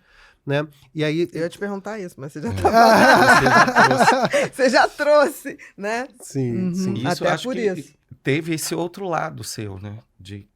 Da fé tá ali com você, algo que, né, assim, que não posso tirar a minha vida. É interessante isso.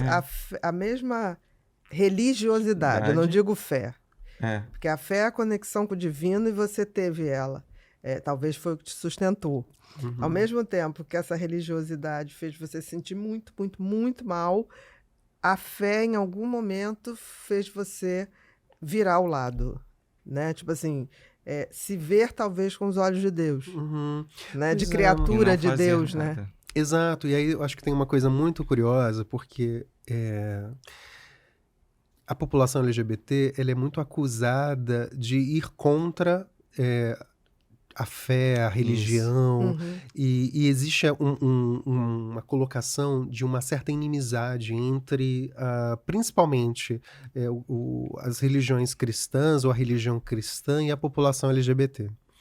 Então, eu falo que a minha história é uma costura desse Exatamente. processo, Uhum. justamente Dos dois porque... lados. Exatamente, porque tem uma questão assim, eu não posso abrir mão da minha fé, mas eu não posso abrir mão da minha sexualidade. Uhum. Eu tentei, Uhum. Sim, bastante. por muitos bastante, anos, né? desesperadamente.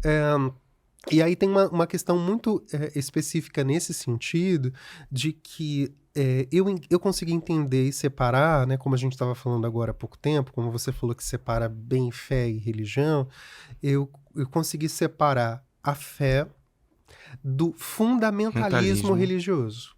Porque o fundamentalismo religioso é uma utilização da fé das pessoas ou da religião das pessoas para a promoção de algumas visões de mundo que só favorecem quem está ali tentando promover. Uhum.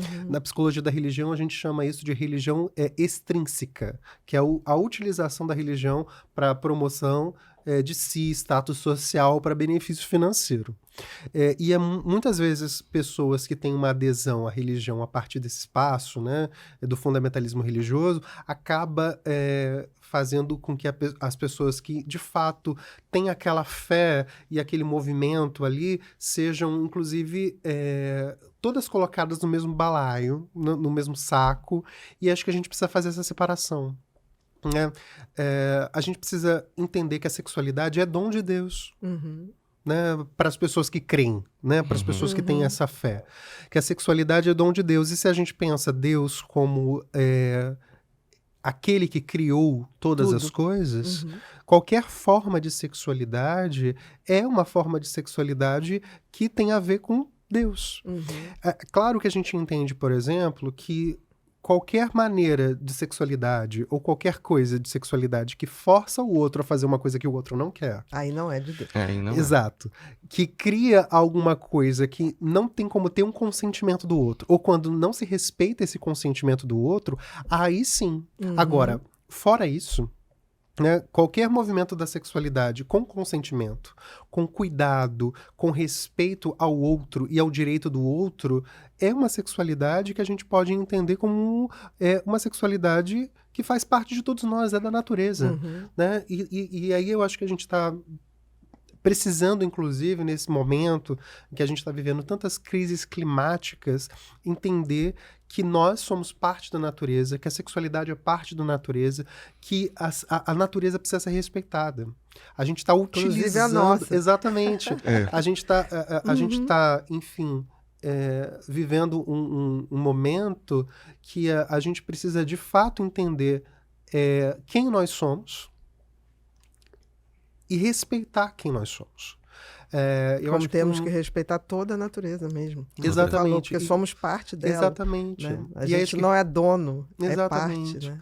E aí eu fico com uma sensação de que a utilização da religião para essa autopromoção, para esse movimento, né, de promoção financeira, qualquer coisa nesse sentido, faz com que a gente não respeite a natureza. Com certeza. Nem a nossa, nem a natureza das qual coisas. fazemos parte. A natureza das coisas. Exato, né? Exato. E aí eu acho que tem esse movimento que talvez a gente precise resgatar, de que não existe algo que seja natural e algo que seja necessariamente não natural. Tudo é natural, né? Exato. A gente precisa só entender o quanto a gente precisa administrar essas coisas. Como a gente vai lidar de com outra isso. visão, né? De uma visão bem mais ampla, né? Exato. Não tão reducionista, né? Exato, porque eu acho que é isso. Inclusive é reduzir a fé, é reduzir a religião, é reduzir Deus. Como eu estava fazendo, Deus, você não pode estar aqui. Imagina! Um ser que pode tudo. Um ser onipresente, onisciente. Exatamente. Aí ele fala, você saia daqui. Exatamente. Então, ele está em todos os lugares. É reduzir a experiência, inclusive, das pessoas nesse sentido.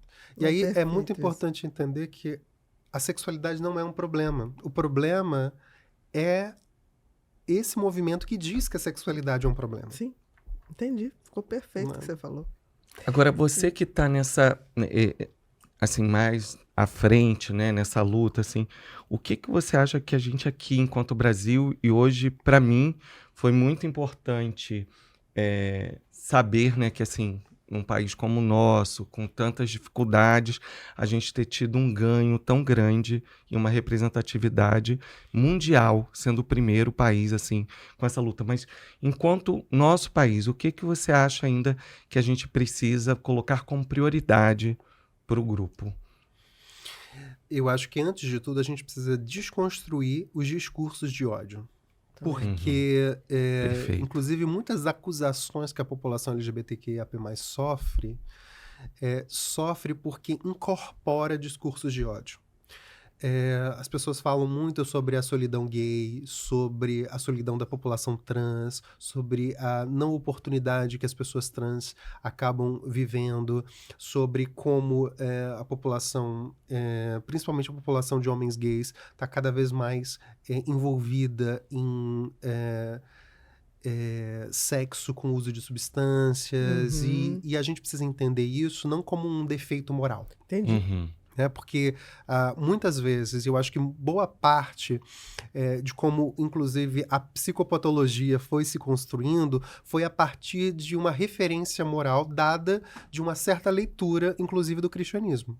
Né? E aí eu acho que a gente precisa entender que aquilo que as pessoas fazem não é um defeito moral. As pessoas fazem as coisas porque tem um motivo. E entender esse motivo e cuidar desse motivo para que aquilo que está sendo visto e vivenciado pelas pessoas possa ser mais interessante para elas mesmas é a nossa tarefa enquanto profissionais psi, né? Então tem uma questão muito específica nesse sentido, porque muitas pessoas acabam se envolvendo em relacionamentos que são relacionamentos destrutivos, abusivos, porque, num certo sentido, estão ainda Se autopunindo. incorporando por conta dos discursos de ódio. Porque os discursos de ódio produzem discursos de auto-ódio. Esses discursos de auto-ódio fazem com que as pessoas tenham um movimento de não aceitação de si e de ódio de si. A gente vê, por exemplo, um movimento muito forte que acontece também, não só com a população LGBT, mas a exigência de um padrão estético corporal.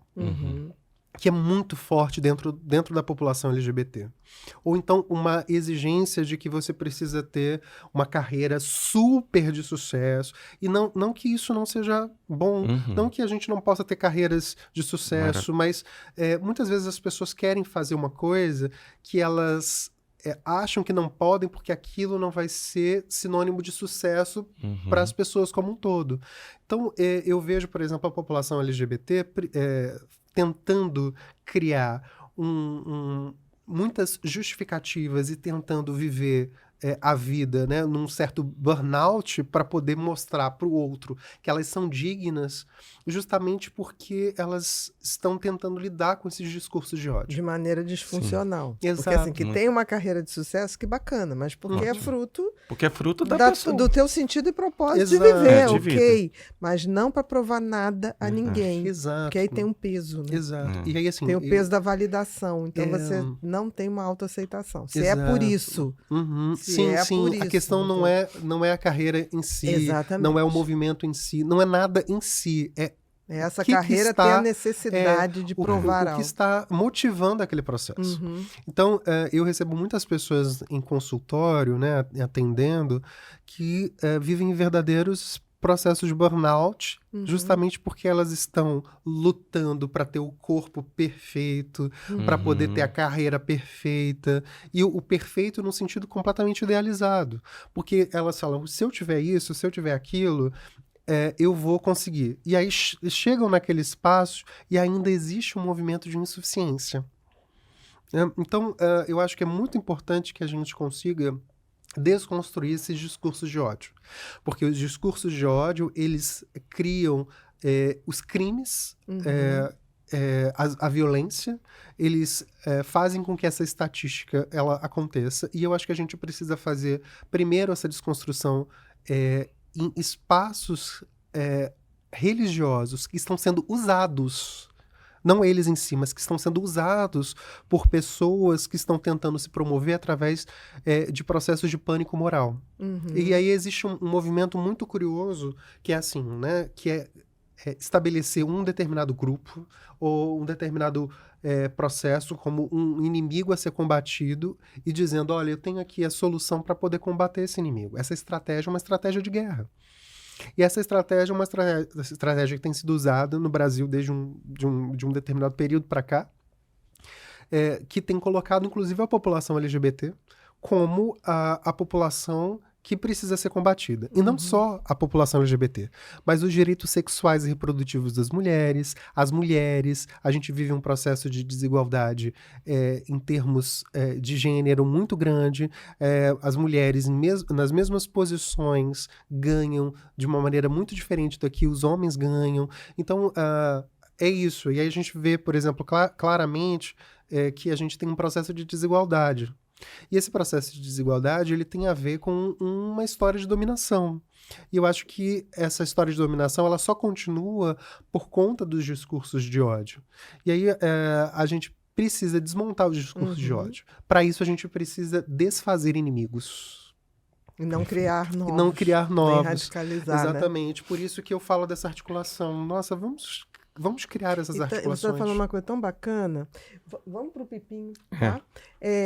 Você está falando uma coisa tão bacana que, na realidade, o que você está colocando, eu acho bacana que você tem um discurso tão amoroso, né? A gente sente isso. É bacana te ouvir, sinceramente, assim. É muito gostoso. Tem uma amorosidade de quem não fez todo o processo com ódio do outro. Você partiu de um questionamento seu, de uma busca sua, mas em nenhum momento você odiou o outro. Pelo contrário, tanto que você fala, vamos acabar com os discursos de ódio. Isso é tão fundamental porque, assim, em última instância, somos todos seres humanos. Sim, exato. Né? Não é ou isso ou aquilo, ou pela identidade, ou pela orientação sexual. Somos todos seres humanos. E seres humanos estamos aqui para sermos pessoas melhores. E se fizermos isso na colaboração, tão mais interessante e tão mais produtivo. Porque nós chegamos onde chegamos por sermos animais que nos colaboramos. Imagina, a gente deixou os mamutes para trás, a gente deixou os tigres, os leões, né? A gente foi se impondo, não é só pela inteligência, mas pela colaboração, não foi pela disputa. Exato. E vamos perder. Eu digo às pessoas, é claro que a gente tem que ter um cuidado com o meio ambiente. Óbvio, como a gente cuida da gente, tem que cuidar também da natureza, que a gente é fruto dela, parte dela. Mas eu sempre digo, eu não acho que o mundo vai acabar por nenhuma coisa que não seja a nossa ignorância de ódio. Né? Porque quando a gente se junta, a gente é imbatível, ser humano, como espécie. Agora, quando a gente se afasta, é muito ruim. É o que está acontecendo. Exatamente. Né? Então, e aí, o que a gente precisa? Como a gente pode entender o valor da colaboração. Exatamente. E desfazer os processos de concorrência, né? Exatamente. Tem uma frase que eu gosto bastante, assim, que é, se você chegar lá, abra espaço para mais pessoas chegarem, né? Mas com certeza. E eu acho que isso é tão vital, justamente porque eu só tô nesse espaço aqui, né? Só tô podendo falar aqui com vocês hoje, justamente porque a minha luta não é contra uma pessoa ou outra. A minha luta é contra discursos de ódio que impossibilitam que pessoas possam se aceitar. E eu sei o quanto é importante que a gente crie uma aceitação de si, porque a sexualidade não é um comportamento ou um mero comportamento. A sexualidade é tudo que eu sou. Né? É o que me atrai, o que me faz ser quem eu sou na vida. Não é por quem necessariamente eu me sinto atraído. É como eu me entendo e me movimento no mundo. Exatamente. É isso. É um fluxo energético. Exato.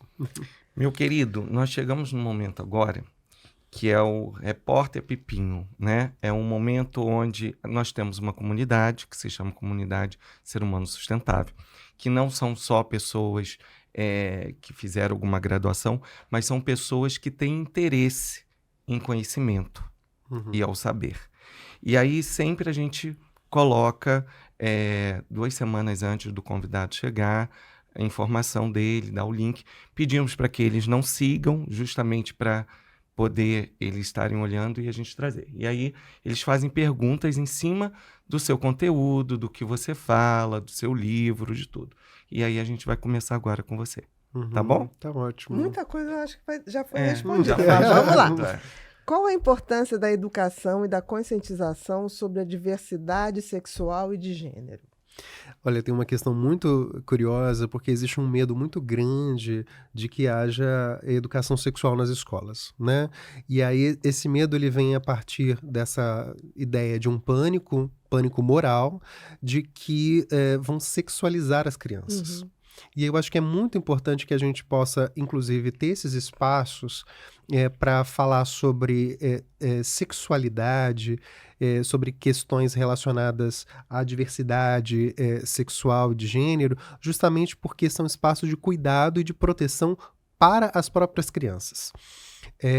Tem um dado que também é muito preocupante, que diz que a maior parte dos abusos sexuais infantis acontece por pessoas próximas, Sim, pessoas isso é um fato. da própria família, muitas vezes, né? Sempre. Então, criar uma possibilidade de uma educação sexual é poder, por exemplo, identificar e dar ferramentas para as crianças para que elas possam entender que elas talvez estejam passando por esses movimentos e para que elas possam, inclusive, criar uma possibilidade de, com os professores, de que com a escola, haver um cuidado desse processo. A educação sexual não é para sexualizar as crianças, mas é para fazer com que a infância, de fato, seja protegida de movimentos sexuais não consensuais. E aí eu acho que esse é um ponto que talvez seja muito importante que a gente precise desmistificar aqui. A questão da diversidade sexual é um fato. A sexualidade ela é diversa. E a gente não tem como escapar disso.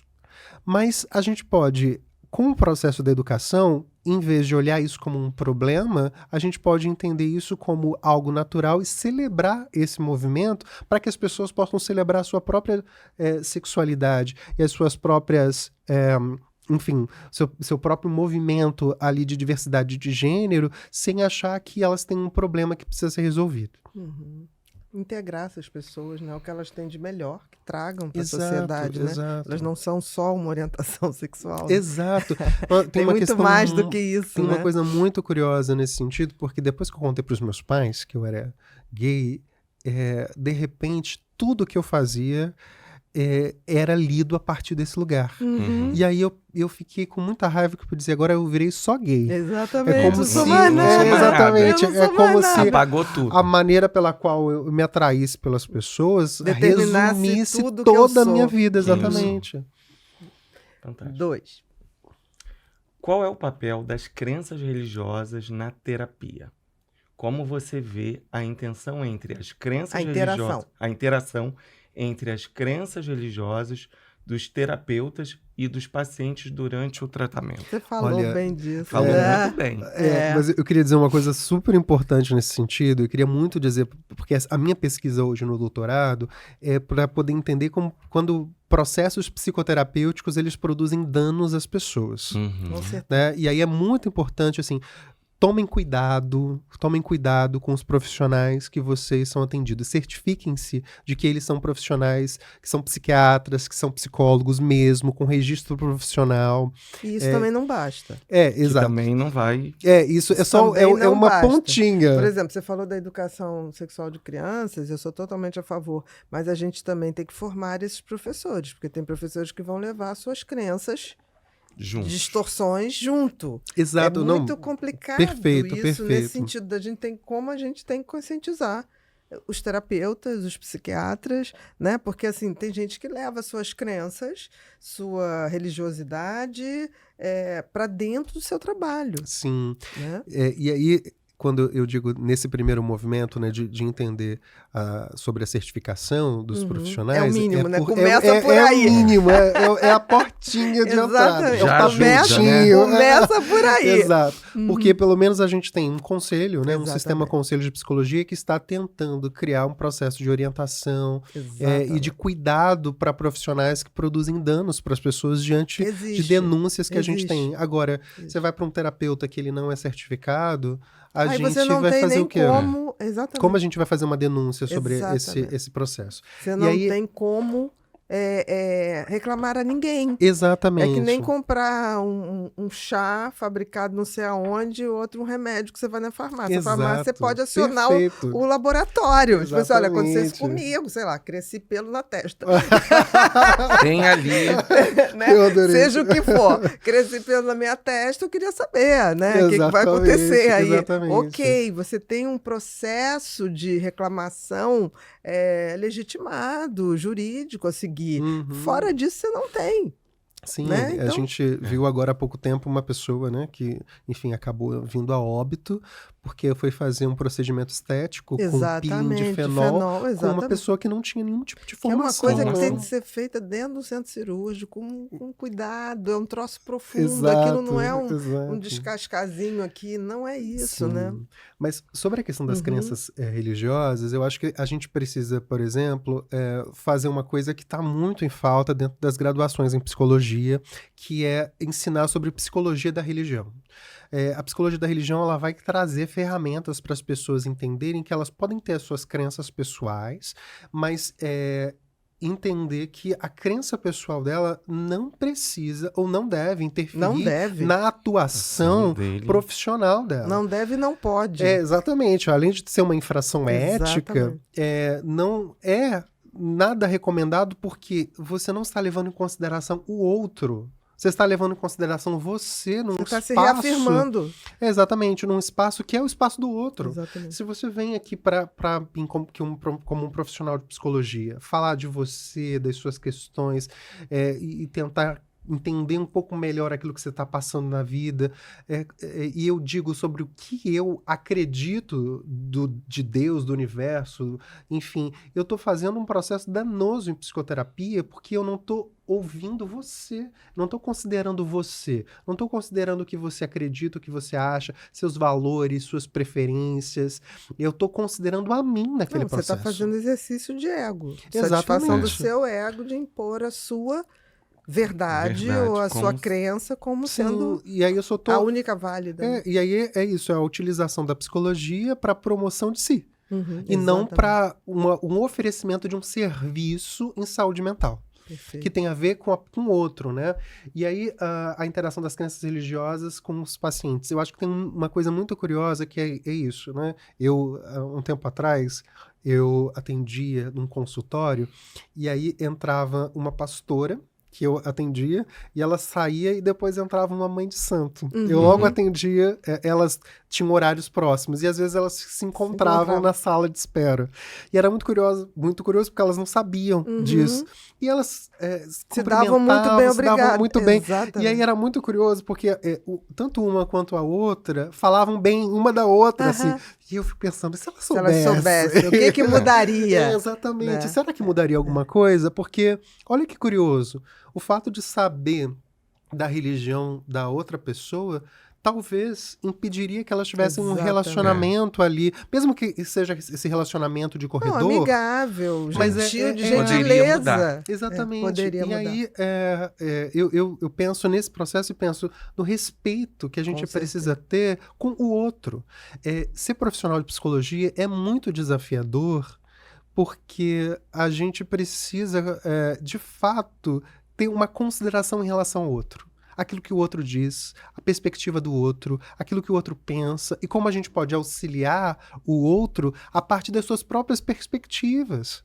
O nosso trabalho é um trabalho de potencializar o outro, é um trabalho de ampliar o outro. Não reafirmar a gente. Exatamente, né? Infelizmente, a gente vê muitos colegas Exato, assim. exato. Então tem esse movimento. Então a psicologia da religião. Isso, eu acho que a gente E precisa... tem que reforçar isso. Exatamente. Perfeito. Pensar conceitos da psicologia da religião nas formações. A gente tem um Perfeito. problema de formação em psicologia no Brasil que é gravíssimo, assim. Eu acompanho isso muito de Uhum. perto, dou muitas palestras em universidades de psicologia e vejo muita gente, primeiro, não entendendo de evidências científicas, não entendendo de pesquisa científica,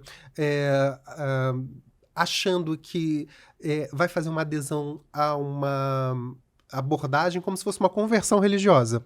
Eu sou psicanalista, eu sou terapeuta Exatamente. cognitivo-comportamental. E é engraçado Como se estivesse que... buscando uma identidade também. Exato. E não uma, e não uma ferramenta de Exatamente. trabalho. Porque as pessoas perguntam, mas o que você é? Aí eu falo, olha, eu trabalho com, né? Eu trabalho com as ferramentas da psicologia. Então, eu estudo psicanálise, eu estudo terapia Exatamente. Até cognitivo-comportamental, filosofia, né? eu estudo filosofia, eu estudo sociologia, eu estudo genética, eu estudo prática baseada em evidências. Mas por quê? Porque eu entendo, né? Tem um filósofo francês que é o Gilles Deleuze, ele diz que os conceitos são uma caixa de ferramentas. É isso mesmo. Então, assim, se eu sou um pedreiro da subjetividade, né? Se eu sou, sei lá, um mestre de obras da subjetividade, eu não consigo fazer isso com um martelo. Mas o martelo é importante. Eu não vou jogar o martelo fora. Agora, eu tenho um martelo, eu tenho uma furadeira. Eu vou ter várias ferramentas Instrumentos. para poder ajudar a construir Perfeito. o sujeito a partir daquilo que ele Sempre deseja. achei isso, porque existe um discurso de ódio até nas linhas, Sim, perfeito. dentro da psicologia. Adorei essa Porque discussão. aí o junguiano não fala Não com pode. o freudiano. Ou Eu fico fala pensando mal que daquela técnica. Freud e Jung devem olhar isso e falar, Jesus, não entenderam nada. Estou quase mandando alguém descer para Exatamente. dizer, olha, vou explicar de novo. Uma e aí- competição sim, ali. e aí o Aaron Beck, que foi, né, o Uhum. pai da terapia cognitivo-comportamental, ele era psicanalista. Sim. E aí a gente tem uma É um articulação nesse processo de sentido. botando mais um conhecimento. Mais um Exato. conhecimento. Não é de tirando. Não é de exclusão. Exato, não é de exclusão, é de somatório. e aí a gente precisa entender isso não a partir de um viés identitário. A gente Exatamente. precisa entender isso como uma ferramenta. Exatamente. E uma ferramenta que vai me fazer mais eficiente para ajudar o outro. Exatamente. Não para me promover ou para que eu entre num clubinho, Isso né? é tão importante. Próximo. Como as percepções errôneas sobre o HIV influenciaram a disseminação das práticas de cura gay? Aí eu fiz um vídeo com um colega, o Evandro Manchini, sobre a questão da cura gay do HIV. Porque na década de 80, né, enfim, infelizmente teve a pandemia do HIV/AIDS e nesse sentido houve uma articulação muito forte de que A peste gay. A peste exatamente, A de que o imprensa HIV criou exatamente. era... Eu vivi plenamente essa época, perdi grandes amigos e eu era uma das únicas que ia nas enfermarias do Gafreguini ver meus amigos. Uhum. E as pessoas falavam, eu hoje não almoço com você que você entrou naquela enfermaria. Eu falei, criatura de Deus, preste atenção, eu posso fazer mal a ele não faz mal a mim. Uhum. Pelo amor de Deus. Não, mas não se chegava. Sim. Era horrível. Sim. O professor de infecto falava, quem vai querer ir na enfermaria? Porque era de uma turma de 40, eram 2. Uhum. Eu e mais um. Medo, né? Sim. Medo. Pois é, mas isso Como tem... se fosse uma peste que pegava. Exatamente. Uma coisa louca. Exatamente. E aí, assim, a gente viveu agora há pouco tempo a pandemia, né, do coronavírus, do Covid-19, e a quantidade de informações equivocadas sobre esse processo e a quantidade de colocações errôneas sobre isso. Uhum. Né? Agora há pouco tempo... com todo o desastre que aconteceu no Rio Grande do Sul, a quantidade de pessoas espalhando notícias falsas e dizendo, não, isso aconteceu com o Rio Grande do Sul porque existe um governador gay. Não, E é um surreal. Eu castigo vi de isso. É um Deus castigo Eu de vi Deus. isso. É sobre esse surreal. movimento. Isso é surreal. Então, assim, a questão da cura gay, nesse sentido com a questão do HIV, é o seguinte, quando se colocaram, né, na década de 80, de que havia, então, a peste gay, né, Que foi dado esse pela equívoco, imprensa, eu lembro né, de disso. que o HIV era uma doença de pessoas Exatamente. homossexuais ou pessoas LGBTs, se colocou uma grande questão que é, então, para a gente parar de disseminar essa questão do HIV, a gente precisa curar os homossexuais da sua própria homossexualidade. Exatamente. Porque aí isso faria com que a pandemia do HIV também diminuísse. Foi muito curioso que esse grupo que eu participei em Niterói, ele foi fundado em 1988, aqui no Rio de Janeiro. E aí, num momento do auge desse processo, e havia esse discurso, tanto na igreja católica quanto na evangélica, de que para poder controlar a epidemia, que era um castigo de Deus sobre a imoralidade sexual das pessoas. Eu ouvi muito isso, inclusive em espaços religiosos, de que o HIV era um castigo de Deus sobre a imoralidade sexual. Né? Imoralidade sexual se resume a ser LGBT. Né? E aí, enfim, são tantos equívocos em relação a esse processo. Hoje a gente entende que... enfim, outras informações sobre a questão do HIV são muito necessárias, então existem pessoas muito importantes fazendo esse movimento. Então, para não tomar esse tempo aqui, mas a ideia da cura gay... tem que rever isso, até porque durante muito tempo, como se preconizava que era uma doença de gays, milhares de homens e mulheres tinham e não eram diagnosticados. Exatamente. Não, porque você não é do grupo de risco. Você é casado, não é do grupo de risco e ponto. Né? Sim, e aí é muito curioso porque eu acabei de ver uma postagem há pouco tempo de um infectologista que fala bastante sobre essa questão de HIV/AIDS, e aí ele disse, olha, eu atendo profissionais do sexo que têm em torno de quase 50 ou mais relações sexuais por mês e que nunca tiveram nenhuma IST. E atendo pessoas casadas que chegam aqui com muitas ISTs. Exatamente. E aí a grande questão... É informação. É como a gente lida com a sexualidade, não a sexualidade em si. E o cuidado que você tem com você. Sim, e aí tem a ver com essa questão. Hoje a gente tem tantos instrumentos de cuidado que as pessoas... a gente tem profilaxias, tem camisinha, tem não só... tem remédios de que você toma, que é o PEP, que é a profilaxia pós-exposição. Enfim, tem uma série de que recursos. Requer conhecimento e divulgação desse conhecimento para que a pessoa possa, de fato, se proteger. E aí eu acho até que a gente tem que divulgar mais isso. Exato. E a gente não, por exemplo, inclusive nas universidades de psicologia, nas graduações de psicologia, tem muito pouca informação sobre essas questões, sobre saúde sexual. Exatamente. E que é uma coisa que a gente, no nosso trabalho, às vezes, a gente tem que estar ali para ajudar. O tempo todo. Na orientação. Perfeito. Mas foi a peste gay. Foi até criado pela imprensa, esse termo. Né? Assim como o cura gay. Também. Exatamente. Próximo, Bru. Muitas pessoas não entendem a necessidade de uma sigla tão extensa como LGBTQIAPN+.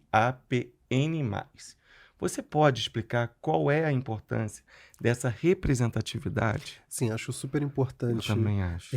Falar sobre esse processo, justamente porque a gente tem uma diversidade sexual e de gênero. Essa diversidade sexual de gênero, ela precisa passar por um processo de representatividade justamente porque a gente se valida a partir daquilo que a gente vê no outro. Porque somos seres sociais. Exato, perfeitos. Como seres sociais, a gente precisa ver no outro para poder criar um processo de validação. Por isso que eu falo que qual é o nosso maior desafio? Desconstruir discursos de ódio, porque a gente reproduz discursos de auto-ódio a partir dos discursos de ódio que a gente ouve. Né? Então, a representatividade é importante para poder entender que a sexualidade ela é diversa. E aí, as pessoas que implicam muito com a questão da sigla, por exemplo, não entendem que a representatividade é importante para que as pessoas possam ter uma autoaceitação. Para que as pessoas possam, num certo sentido, lidar melhor com a sua própria sexualidade, não achar que é um problema, ou achar que eu tenho um problema grande, eu tenho uma patologia, eu tenho uma psicopatologia, eu tenho uma doença, eu estou pecando, eu estou errado. Então, é muito importante para que a gente crie processos de cuidado de si, de aceitação nesse sentido, e as pessoas que geralmente implicam é porque elas já estão com a sua identidade ou sua sexualidade bem representada. Ou desconhecem também, né? No sentido de quando você vai ver, estudar, Aí você entende, porque Isso. cada letrinha, né, Exatamente. para cada representatividade, até porque, assim, você falou, quando somos seres sociais, e você conviver com o que é diferente não te invalida, pelo contrário, talvez até reforce. Não, eu entendo o meu amigo ali, mas eu sou assim. Uhum. Ok, vou respeitar mais a mim e mais a ele. Sim, e né? aí eu super concordo com você, mas é isso. Eu tenho a minha validada, então essa questão de que não dá para o outro chegar, eu não preciso Entendi. disso. Para que essa necessidade? E aí eu acho que essa é a questão. É poder considerar o outro. É o que a gente estava Exatamente. falando, né? Essa questão de poder considerar a diferença. E aí é muito importante que a gente entenda, a sua colocação é maravilhosa nesse sentido, de que a diferença não precisa ser lida a partir do lugar da ameaça. Mas isso Ao tem a ver com contrário. uma maneira pela qual nós somos criados, né? A gente foi criado a partir da ideia de que proteção tem a ver com ameaça. Uhum. Olha, menino, escova o seu dente, porque senão o velho do saco vai vir te buscar. Uhum. A gente foi criado e articulou a ideia de proteção e ameaça ao mesmo tempo. Então a gente Exatamente. precisa identificar um inimigo para poder tentar se proteger e precisa fazer alguma coisa para ele não chegar perto da gente. Então, Como se o mal tivesse nos outros. Né? exatamente. Então tem uma questão muito curiosa. Esse monte de representatividade vai, sei lá, me engolir aqui. Vai acabar comigo, vai acabar com a família. Né? Então tem uma questão muito curiosa que é esse medo de que o outro vai tirar o seu próprio processo de proteção. Então a gente tem que se proteger do outro. Uhum. E aí eu acho que essa dobradinha proteção, ameaça é algo muito forte nas nossas vidas, na forma como a gente foi criado, na forma como a religião foi colocada. Olha, se você não fizer isso, Deus não vai levar você para o céu. Ou você vai para o inferno se você fizer tal coisa ou se você deixar de fazer tal coisa. A gente vivenciou um espaço em que a religião ela foi utilizada como um espaço de ameaça e, na verdade, isso só aconteceu por conta de relações de dominação. Com Então, a certeza. gente domina as pessoas através desse processo, desse parzinho proteção-ameaça. Próximo, Bru. Como você enxerga a importância do atendimento clínico específico para diversidades sexuais e de gênero na promoção da saúde mental? Eu acho que é muito importante que pessoas tenham uma expertise para entender as diversidades sexuais e de gênero. Você não precisa ser LGBT para isso. Uhum. Sim, é Né? verdade. Eu, por exemplo, posso atender uma pessoa que está vivendo um divórcio ou uma mãe Com que certeza. tem uma questão com a maternidade e não ter essa experiência. Nem se engravidar por É, isso. Exatamente. Tô brincando. Sim. Só para botar Sim. essa... Não pega, gente. Exato. E aí, assim, bem, eu não sou mulher, eu não vou engravidar, mas eu posso atender uma mãe que tá Claro. com uma questão com maternidade. Eu não preciso ser essa pessoa para ter esse movimento. Às vezes as pessoas acham que elas precisam ser atendidas. Ah, eu preciso ser atendido por uma psicóloga mulher que já foi grávida porque ela vai me entender. Então, eu acho que é importante que as pessoas, inclusive, tenham essa ideia, né, de que a psicologia ou o profissional de psicologia, ele não precisa ser LGBT para atender pessoas LGBTs. Mas o que acontece é que, como a gente não tem esse cuidado, inclusive, nas graduações em psicologia, né, como a gente tem esse problema de formação e de educação no Exatamente. país, as pessoas querem, por exemplo, ser atendidas por mim porque elas sabem que eu tenho essa leitura, essa expertise, porque eu tive que cuidar de mim nesse sentido. Mas não é necessário Sim, que isso sim. aconteça. Mas eu acho que é super importante que todos nós tenhamos uma educação em questões de diversidade sexual de gênero, porque pessoas LGBTs passam por questões muito específicas em relação à questão da saúde mental. A gente comentou algumas coisas aqui, Sim. né? A questão da solidão gay, a questão da saúde sexual, a questão, né, Da de ideação tá- suicida. da ideação muitos suicida, momentos. a questão, por exemplo, da pressão estética por um corpo ideal. Então, tem questões muito específicas que as pessoas passam por esse processo. Então, tem uma sensibilidade, uma expertise para isso é importante. Mas isso é uma coisa que todos os profissionais de saúde Deveriam deveriam ter. ter. Não vai ser isso que vai fazer Né? melhor ou não. Exatamente. E eu acho que isso é uma questão que a gente precisa colocar. Agora, é importante. E aí eu vou dizer uma coisa que eu queria trazer, porque depois que eu interrompi esses processos de cura gay, eu comecei a ser atendido por profissionais de psicologia e até psiquiatria que não eram religiosos, mas que também não tinham formação para poder entender algumas particularidades. E eu sofri muitos danos em psicoterapia fora da cura gay. Eu tive uma psicanalista que também tinha formação em psiquiatria, ela é psicanalista, e aí eu comecei a levar algumas questões que eu não estava entendendo sobre mim e tal, e ela simplesmente gritou comigo. Jura? Juro. Ela gritou comigo e falou assim, você está inventando, você está tentando, enfim, montar uma cena para chamar atenção, isso é uma, enfim, você está fazendo uma crise histérica. E eu falei, Como assim? como assim? E, no primeiro momento, né, eu estava ali num lugar que a gente está num lugar de vulnerabilidade. Sempre. Quando a gente está dentro de um espaço em que a gente está falando e a gente confia, né, de que o outro profissional deveria estar sendo acolhido e ser tratado assim. Exatamente. Mais uma violência. E olha, foi fora da cura gay. Fora da cura gay. E aí, ela gritou. A primeira coisa que eu pensei foi, o que eu tô fazendo de errado? E aí, uma das coisas que eu ouço muito, assim, quando eu recebo pessoas que passaram por processos danosos em psicoterapia, e não são só espaços religiosos, não. As pessoas falam assim, eu vim aqui, mas eu não sei se eu vou saber fazer o processo. Eu não sei se eu sirvo para ser analisado. Eu não sei se eu sei fazer psicoterapia direito. Eu não sei se eu sei ser um bom terapeutizado, né? Ou um bom analisante. E aí eu fico pensando, você não tem que saber sobre isso. Eu que estou oferecendo um serviço. Psicologia é uma ciência e uma profissão. E aí tem uma questão muito específica que tem a ver com essa questão das abordagens, né? Quando eu faço uma adesão a uma abordagem psicológica, e isso foi muito difundido, tanto que as pessoas perguntam, né, mas qual a sua linha? Exatamente. Né? Eu sou desalinhado. Ou então sou um carretel cheio de linhas. Exatamente. E aí tem essa questão, né? Qual é a sua linha e tal? Porque tem uma ideia de que a pessoa precisa se adaptar à minha abordagem psicológica ou psicoterapêutica e não entender como eu posso, dentro das várias ferramentas, ajudar a pessoa naquela questão. Tem que saber de tudo. Se eu recebo uma pessoa que tem TDAH, eu vou ter um cuidado com ela diferente do que eu vou ter com uma pessoa que chega, tô com uma questão no meu relacionamento aqui e tô querendo lidar com isso e eu não sei se eu continuo ou não continuo casada ou não. E aí, assim, eu tô entendendo que aquela pessoa tem essa questão. E aí, ou a outra pessoa pode chegar, eu tô com uma questão, assim, em termos de motivação. Eu tô com questões em relação à minha atenção. E aí eu vou ouvir isso a partir daquele espaço.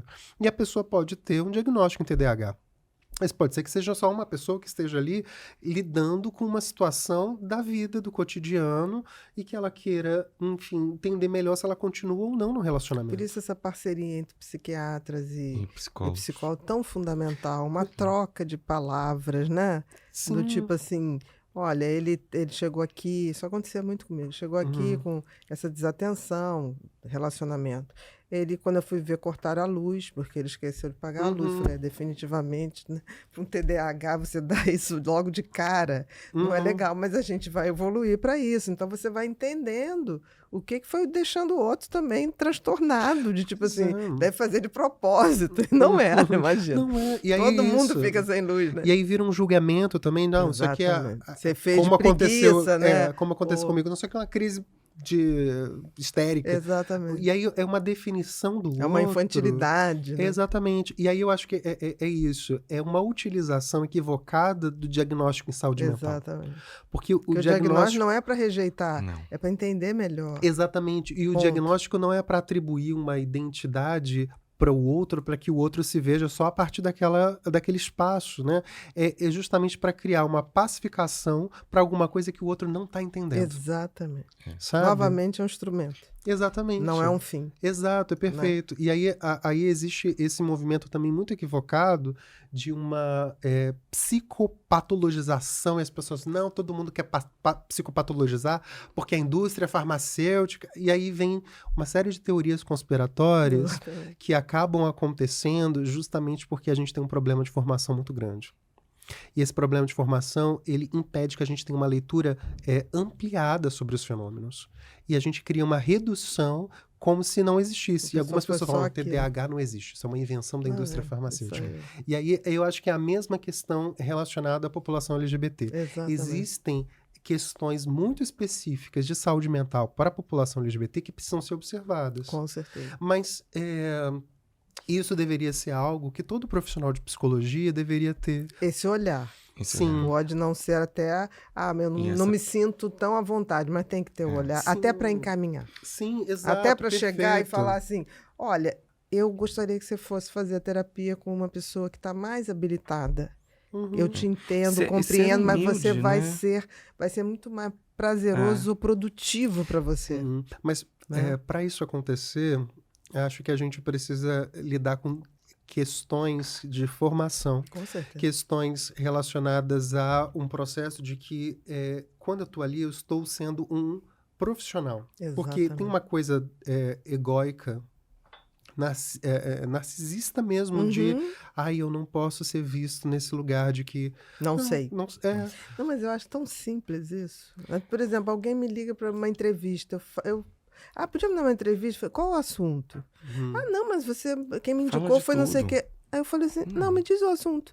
Dependendo do assunto, eu falei, a melhor pessoa não sou eu, é fulano. Já cansei de fazer isso. A pessoa, você não quer me dar a entrevista? Eu falei, não, eu tô te falando para ter uma entrevista melhor. Né? Como Exato. se isso fosse, eu estivesse rejeitando a pessoa que está me pedindo. Não tem gente melhor que eu nesse aspecto. Agora, se você quiser falar sobre isso, eu vou me sentir muito mais à vontade, porque eu vou te dar o meu melhor.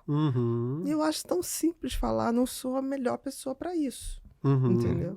E você falando sobre isso, Éder, me trouxe assim várias coisas. Semana passada eu fiz um atendimento que me preocupou, nem conversei isso com a Bia ainda, de uma paciente que chegou para mim assim, eu estava fazendo até online com ela, mas eu comecei a perceber ela muito lentificada ao estar falando. E aí eu fui perguntando o processo, ela foi por causa de um processo de cirurgia bariátrica. E eu sou uma pessoa assim que estudei e venho cada vez mais estudando sobre esse assunto. Porque você trouxe coisas muito importantes para nós, psicólogos. É a gente entender, primeiro, a humildade de entender que nem todos os assuntos a gente domina. Né? Não é porque eu sou gay ou sou hétero, eu vou saber falar sobre LGBT, que pode ser que eu não saiba. E esse assunto me preocupou muito. E eu procurei toda a minha rede de apoio para estar ajudando essa família como um todo. Eu percebi que a pessoa, ela fez o procedimento, não foi com a equipe com quem eu trabalho, e eu estava vendo, assim, pelo tipo de cirurgia que ela fez, possivelmente ela com 3 meses, o que estava acontecendo ali com ela era uma situação de perda de vitaminas e que estava afetando a saúde mental dela. E ela estava lentificada. E o tipo de cirurgia. E isso me fez, assim, me preocupar muito. E tem me feito cada vez mais estudar e querer preparar meus acadêmicos, as pessoas que querem trabalhar com isso. Porque não é por ser psicólogo que eu posso dar um laudo e liberar uma pessoa. Claro. Entendeu? E isso me assustou muito, porque, na verdade, essa pessoa estava com baixa de vitaminas, principalmente vitamina B12, estava afetando ao andar dela e já afetando a saúde mental dela a um ponto cognitivo. E ela não estava tendo suporte, porque a nutricionista não era da equipe, foi pela do plano para ajudar e tal, e ela não estava. O psicólogo que estava acompanhando também não tinha esse domínio, e essa pessoa estava correndo um risco sério. Entre aspas, está sendo tratada, né? E ela achando, tadinha. Que está sendo tratada. E aí, por ela ter assistido um conteúdo nosso falando aqui, ela falou, eu vou marcar uma consulta, e marcou, e me assustou muito. Enfim, graças a Deus ela está bem, mas assim, teve que mudar tudo, teve que ser internada para fazer suplementação. Então, eu acho que você trouxe assuntos além da cura gay e coisas assim, mas para profissionais de terem a humildade de entender. Eu quero trabalhar sobre Menos isso. ego, mais o Vamos outro, estudar né? mais sobre esse assunto, porque nem tudo eu sou preparado. Se você trouxer alguém que está ligado a um tratamento de mudança de gênero, enfim, de sexo, enfim, eu não vou saber tratar. Não é o meu domínio. E eu tenho que ser humilde de chegar e falar isso. E a mesma coisa, Buscar buscar pessoas. pessoas. Como no mesmo caso, assim, eu sou uma pessoa que acho e estou sempre buscando pelo processo de cirurgia falando, né? A bariátrica. formação está muito deficitária. Está Pois muito. eu de vez em quando dou algumas aulas nas graduações, por exemplo, sobre processo de afirmação de gênero. As pessoas não conhecem o processo transexualizador do SUS, por exemplo. E aí é super importante. Eu tenho uma aula super preparada para falar sobre isso e de como isso, inclusive, parou. A legislação parou em 2018 e a gente precisa retomar algumas questões, né? Então tem uma questão muito específica de um cuidado que a gente precisa ter. Às vezes as pessoas, por exemplo, chegam com uma questão de dismorfismo corporal e, na verdade, são pessoas que, na verdade, são pessoas trans. Exatamente. Exato. E que, na verdade, a gente Não tá precisa ter um sabendo. cuidado para olhar para esse processo. Agora Agora, a gente não vai jogar o dismorfismo corporal fora. Existem pessoas Sim. que tem dismorfismo independente, corporal. E tem exatamente. pessoas trans que têm dismorfismo corporal. Com certeza. Então, a gente precisa ter esse olhar cuidadoso. Eu falo que a ética é uma coisa super importante, porque a ética, ela cuida de uma questão muito importante, que é de entender o outro a partir do outro, Exatamente. não a partir de mim. E aí, o que eu aprendi com todos esses processos de cura gay e de terapias que foram terapias danosas para mim, para além da cura gay? Eu quero fazer uma psicologia que seja, de fato, do outro para o outro. Sim. E não uma psicologia para mim. Não para que eu possa me alimentar de forma narcísica, porque eu sou... Não, eu não sou. Eu atuo com, eu trabalho com, eu sou um trabalhador da saúde Intermediário. mental. Da saúde mental. Exatamente. Independente. Exatamente. Então eu quero fazer um trabalho que seja bom pro Pro outro. outro. Para mim é tão importante ver as pessoas vivendo outras experiências de si, de ampliação de si, a partir do trabalho que eu fiz. Isso é um alimento talvez Com certeza. narcísico, que é o mais interessante. Mas é o crescimento do outro. Sim, Não a Não sua meu. afirmação, exatamente. né? Não é o seu aplauso. Exatamente. O seu aplauso tem que ser a vida do outro tá Sim, andando. exatamente. Essa é a questão, né? Então, eu acho que talvez a gente possa fazer uma mudança aqui, uma torção nesse sentido. De não é o que eu acredito, não é o que eu acho, o que eu entendo que seja melhor para você, mas aquilo que eu posso contribuir com o seu caminho, que é seu caminho. Né? E aí eu acho que essa é talvez o mais desafiante. Parece que é uma coisa muito simples, mas não é. grande Não, desafio. Não é. Né? Você tem que ver E a do gente ponto pode de trazer danos mesmo quando a gente não tem. Próxima, Bru. Quais são os principais fatores que contribuem para o Brasil ser o país que mais mata LGBT no mundo? Principalmente o T. Sim. Então, eu acho que a gente já conversou um pouco sobre isso. São os conversamos. discursos de ódio. Exatamente. Os discursos de ódio, e os discursos de ódio, eles estão ancorados num desconhecimento e num medo daquilo que a gente não conhece. entende. Exatamente. Então, principalmente as pessoas não entendem o que são pessoas trans. Exatamente. E aí, eu acho que seria muito interessante que a gente pudesse, inclusive, ter relacionamento, né, amizades e contato com pessoas trans, para a gente poder pensar e ver as pessoas para além desse movimento, porque a gente reduz o outro. Isso é uma parte importantíssima da vida das pessoas, mas a gente precisa olhar a pessoa a partir de uma complexidade, de uma ampliação. E eu acho que os discursos de ódio impedem que a gente entenda o outro a partir do outro. Né? Então, eu posso estar aqui com você, posso estar aqui com uma pessoa completamente diferente, daqui a pouco eu posso estar numa reunião de um outro jeito, e poder entender que essa pluralidade enriquece a gente, como você colocou, né? E que isso faz parte da natureza. A gente não precisa dominar. A gente pode criar um processo de articulação, de cooperação, Até de cuidado. de contemplação. Exato. Quanto a gente aprende em contemplação. Exatamente. Né? E aí é muito bacana, né? Poder ouvir o outro. E eu acho que quando a gente é um profissional de saúde mental, a gente precisa ser curioso no sentido de, gente, eu quero entender ou ouvir esse mundo que eu não faço parte dele. Exato. Eu não sei que mundo é esse. Mas eu tenho que Você estar tem que mergulhar. genuinamente aberto a isso. Aí Aquele- eu acho que é um movimento amoroso mesmo. É. Sim. E aí eu não sei. Aí eu não sei. O amor me expande, né? Eu posso estar em qualquer lugar. Uhum. E aí eu não sei o quanto a gente consegue nas graduações, nas formações, em saúde mental mesmo, Entendi. né? E em saúde como um todo, né? Não é só em saúde mental, mas em saúde, como a gente consegue criar esse processo de sensibilização para a gente poder entender essa outra-idade, essa outra pessoa a partir do outro. E amor tem a ver com o fato de que a gente precisa desfazer o medo. Acho que só tem amor quando a gente desfaz o medo, né? Com certeza. E aí, com para certeza. desfazer o medo, a gente precisa entender que o outro não é um Desfazer inimigo. o medo e o poder. Eu digo que Isso, o amor é o perfeito. oposto do poder.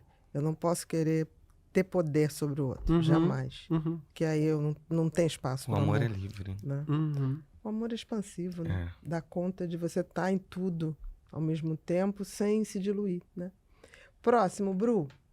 Como você relaciona a teoria lacaniana da castração simbólica com a tentativa de repressão da identidade sexual que ocorre nas práticas de cura gay? Olha, Nossa. como que... Olha, Esse foi Deixa eu ver. profundo, hein? Como que eu respondo isso de uma forma muito... Objetiva. Prática, sem usar muito... Vou tentar, gente.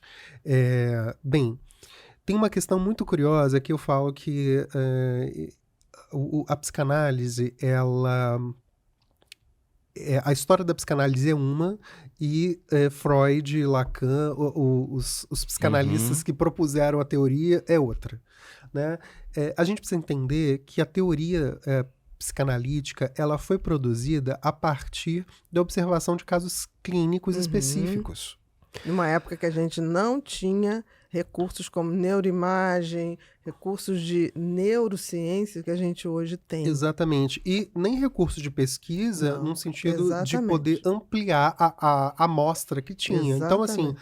se conclui algumas questões, e aí o Freud, né? Eu acho que para falar do Lacan, a gente tem que falar do Freud. O Freud, ele era um neurologista, então ele estava interessado num fenômeno que estava acontecendo, que era o fenômeno da histeria, né? Que era muito ligado às mulheres. E aí ele começou a entender, e eu acho que isso é uma sacada muito interessante do Freud, né? E aí a gente está aqui na questão de não vamos jogar ninguém fora, né? De jeito nenhum, todo mundo dentro. Exatamente. Então, o Freud teve uma sacada genial, e para mim Freud é um gênio nesse sentido, de que ele foi entendendo que aquele processo não era por conta de uma desordem orgânica. Embora exista, a gente precisa entender isso, a gente precisa observar isso, mas ele foi entendendo que esse fenômeno da histeria, né, que tem a ver com uma questão, ele não era por conta de uma questão orgânica, mas por conta de estabelecimento de papéis de gênero completamente estanques, em que as pessoas não podiam viver a sua sexualidade de forma livre. Elas precisavam viver a sua sexualidade a partir de determinados espaços morais e padronizados. E quando elas se defrontavam com o seu próprio desejo sexual, elas tinham que reprimir esse desejo. Então, elas viviam um conflito psíquico. Né? Esse conflito psíquico, Freud chamou isso de neurose. E aí ele foi dizendo que justamente essa doença nervosa moderna era efeito de uma sociedade moralista. Né? Então, tem um texto do Freud maravilhoso de 1908, que é quase não visto na maioria das formações, né? Que é a moral sexual civilizada e a doença nervosa moderna.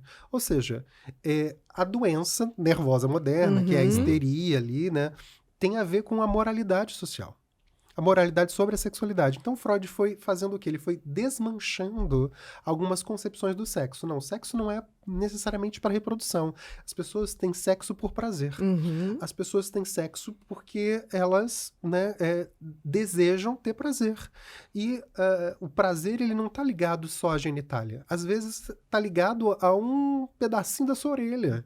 O seu corpo Exatamente. todo é sexual. Exatamente. E aí, o Freud foi, né, quem deu esse start no mundo, né, nesse sentido, ou no Ocidente, melhor, né, no Ocidente, dentro da sociedade patriarcal, moralista, enfim, cristã, nesse sentido.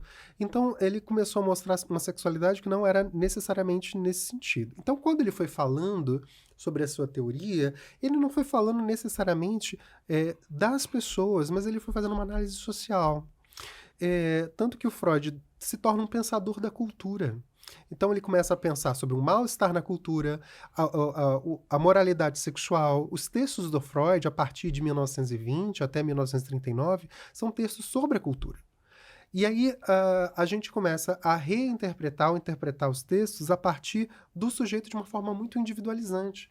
Quando ele fala de castração, né, o Freud, ele está falando sobre um movimento da cultura Da repressão. exigir uma certa repressão da sexualidade por conta de moralidade, porque existe um medo da sexualidade. Uhum. Existe um medo de que a sexualidade seja completamente disruptiva e destrua as pessoas. O mesmo medo lá é o medo que a gente vê sendo propagado aqui em Ainda alguns hoje. espaços. Exatamente. E o Freud estava falando sobre isso. Então, a castração é um movimento, né, em que o Freud estava ali também tentando lidar com esse conflito, porque, bem, a sociedade é moralista. A gente muda a sociedade, a gente tem que...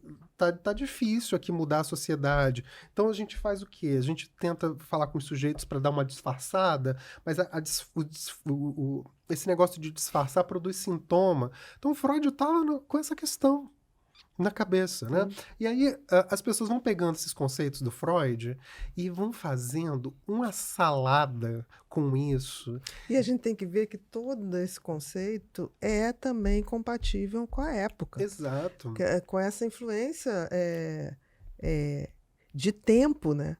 No tempo. Exato. Então, assim, a gente tem que entender isso. Isso. E aí a castração simbólica é essa ideia, né? E aí simbólico é uma Da questão de repressão uma mesmo. ideia de que a pessoa precisa, num certo sentido, lidar com essa sociedade repressiva. E a sociedade, ela é repressiva, sim. E aí existem outros autores que vão dizer que, na verdade, a sociedade, ela incentiva o falar sobre sexo, que a psicanálise é um espaço em que a pessoa foi falar sobre sexo. Então, e que vai contra esse processo repressivo. Eu concordo com isso, porque a partir do momento em que o Freud vai escutando as mulheres, né? E a partir do momento em que o Freud vai escutando não só as mulheres, mas vai escutando os homens também que não queriam fazer parte ou não se sentiam identificados mesmo com aquele movimento, as pessoas vão falando da sua sexualidade. E vão falar da sua sexualidade porque é colocado para as pessoas de que a sexualidade delas é um problema. Então, as pessoas vão falando desse processo, porque a minha sexualidade, porque a minha sexualidade, porque a minha sexualidade. E aí o Freud foi o primeiro a fazer um pouco essa torção. Não é a sua sexualidade. É a moral sexual da civilização. Vigente é a daquele moral momento. sexual desse espaço, né? Então, como a gente lida com isso? E aí a sacada do Freud é: cada um vai ter um caminho para lidar com isso. Não E tem é verdade. um caminho. Exatamente. É verdade. E aí, esses conceitos, se eles não ajudarem a gente a criar uma possibilidade de vida mais ampliada para as pessoas, eles não servem. Então, essa coisa, a castração Exatamente. simbólica do Lacan, enfim, o Lacan tem questões muito interessantes e questões que não são interessantes, como qualquer todo pessoa. pensador. Como todo. Exatamente. Todo. Então, o que me serve do Lacan? Me serve do Lacan quando o Lacan vai falar que mulher e homem são significantes, e não um significado fechado. Então, se é um significante, cabe vários significados. Uhum. Né? Agora, tem coisas do Lacan que eu vejo que não são tão interessantes assim, porque o Lacan, como um bom católico, né, ele acabou sendo e reproduzindo coisas, inclusive, da sua época, mas cria É isso que a gente tem que ler com essa visão do tempo, né? Exatamente. E aí, uma coisa que também não é falada, um dos últimos seminários do Lacan, o seminário 23, em que ele vai tratar do sintoma, né, ele vai dizer uma coisa muito curiosa. Ele vai, né, tô aqui dizendo com as minhas palavras aquilo que o Lacan traz no seminário 23, que o sintoma não é um problema a ser resolvido, é um modo que o sujeito teve de lidar com essa sociedade completamente conflituosa e cheia de discursos de ódio. Então, a gente não tem que erradicar o sintoma do sujeito. A gente tem que entender que o sintoma, que foi colocado como sintoma, muitas vezes é só um modo de ser da pessoa. A gente não cria, vamos erradicar o TDAH, vamos erradicar o autismo. A gente pensa, não, isso aqui faz parte, compõe você. Como isso pode compor melhor você? Menos disfuncional. Exatamente. Trazer menos sofrimento. Exatamente. Né? E aí, esse o padrão. Isso tem a ver com o fato de como criar um caminho para você lidar melhor. Porque eu sei que você sofre quando você esquece algumas coisas. Eu sei que é difícil quando você não paga uma conta e acaba a tua luz. Isso é ruim para você. Para todo mundo. Né? Então, vamos criar aqui uma maneira de lidar com isso? Então vamos ver, será que débito automático funciona? Exatamente. Então vamos fazer esses recursos, né? Exatamente. E aí a gente vai fazer a mesma coisa, né? Então, por exemplo, a castração simbólica, né, a teoria do Lacan, a teoria do Freud, é uma teoria sobre um espaço, sobre um movimento social. E é muito colocado de uma maneira descontextualizada e não é entendido. Outra coisa que eu já falei no outro podcast, que é assim, o Lacan, ele fez vários seminários e tinham muitas pessoas e ele fazia conversas, como a gente está tendo aqui.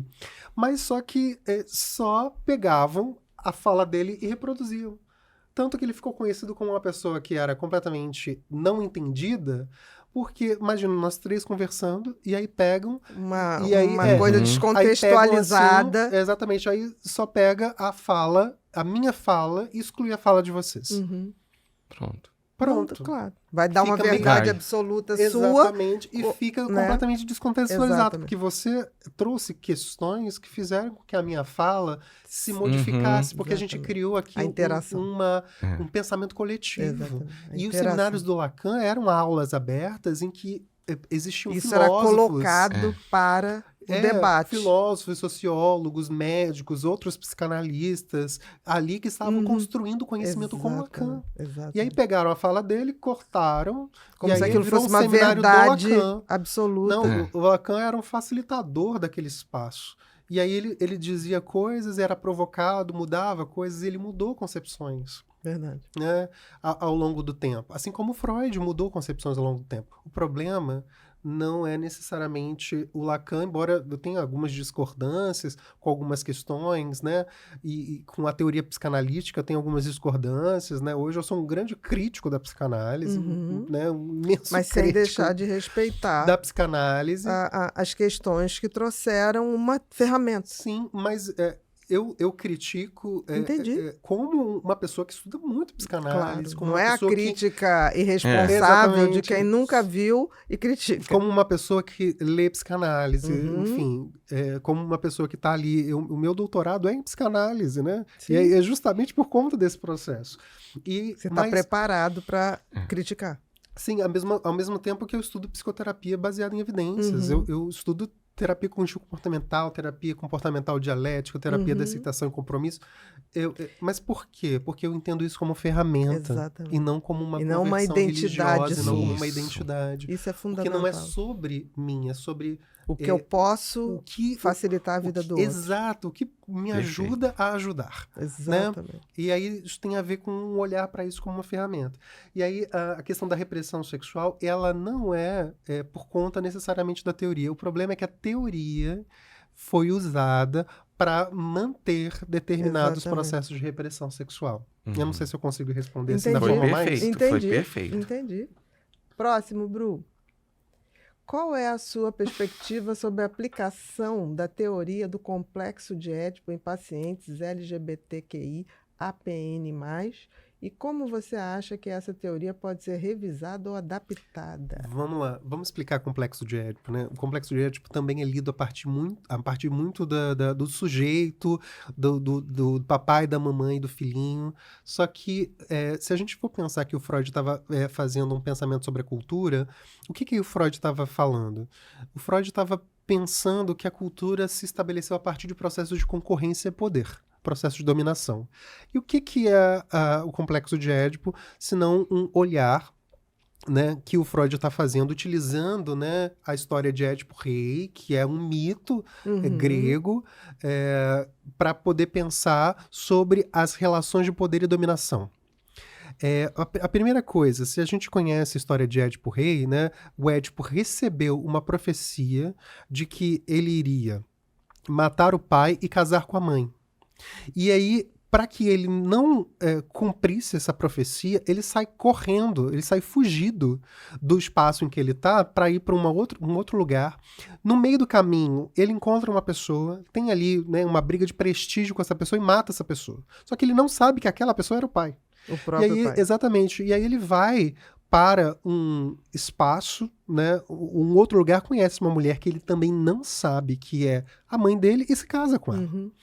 A primeira coisa, a história de Édipo Rei é sobre a tentativa de evitar alguma coisa e tentando evitar aquilo, se faz aquele processo que se tenta evitar. Essa é a história de Édipo Rei.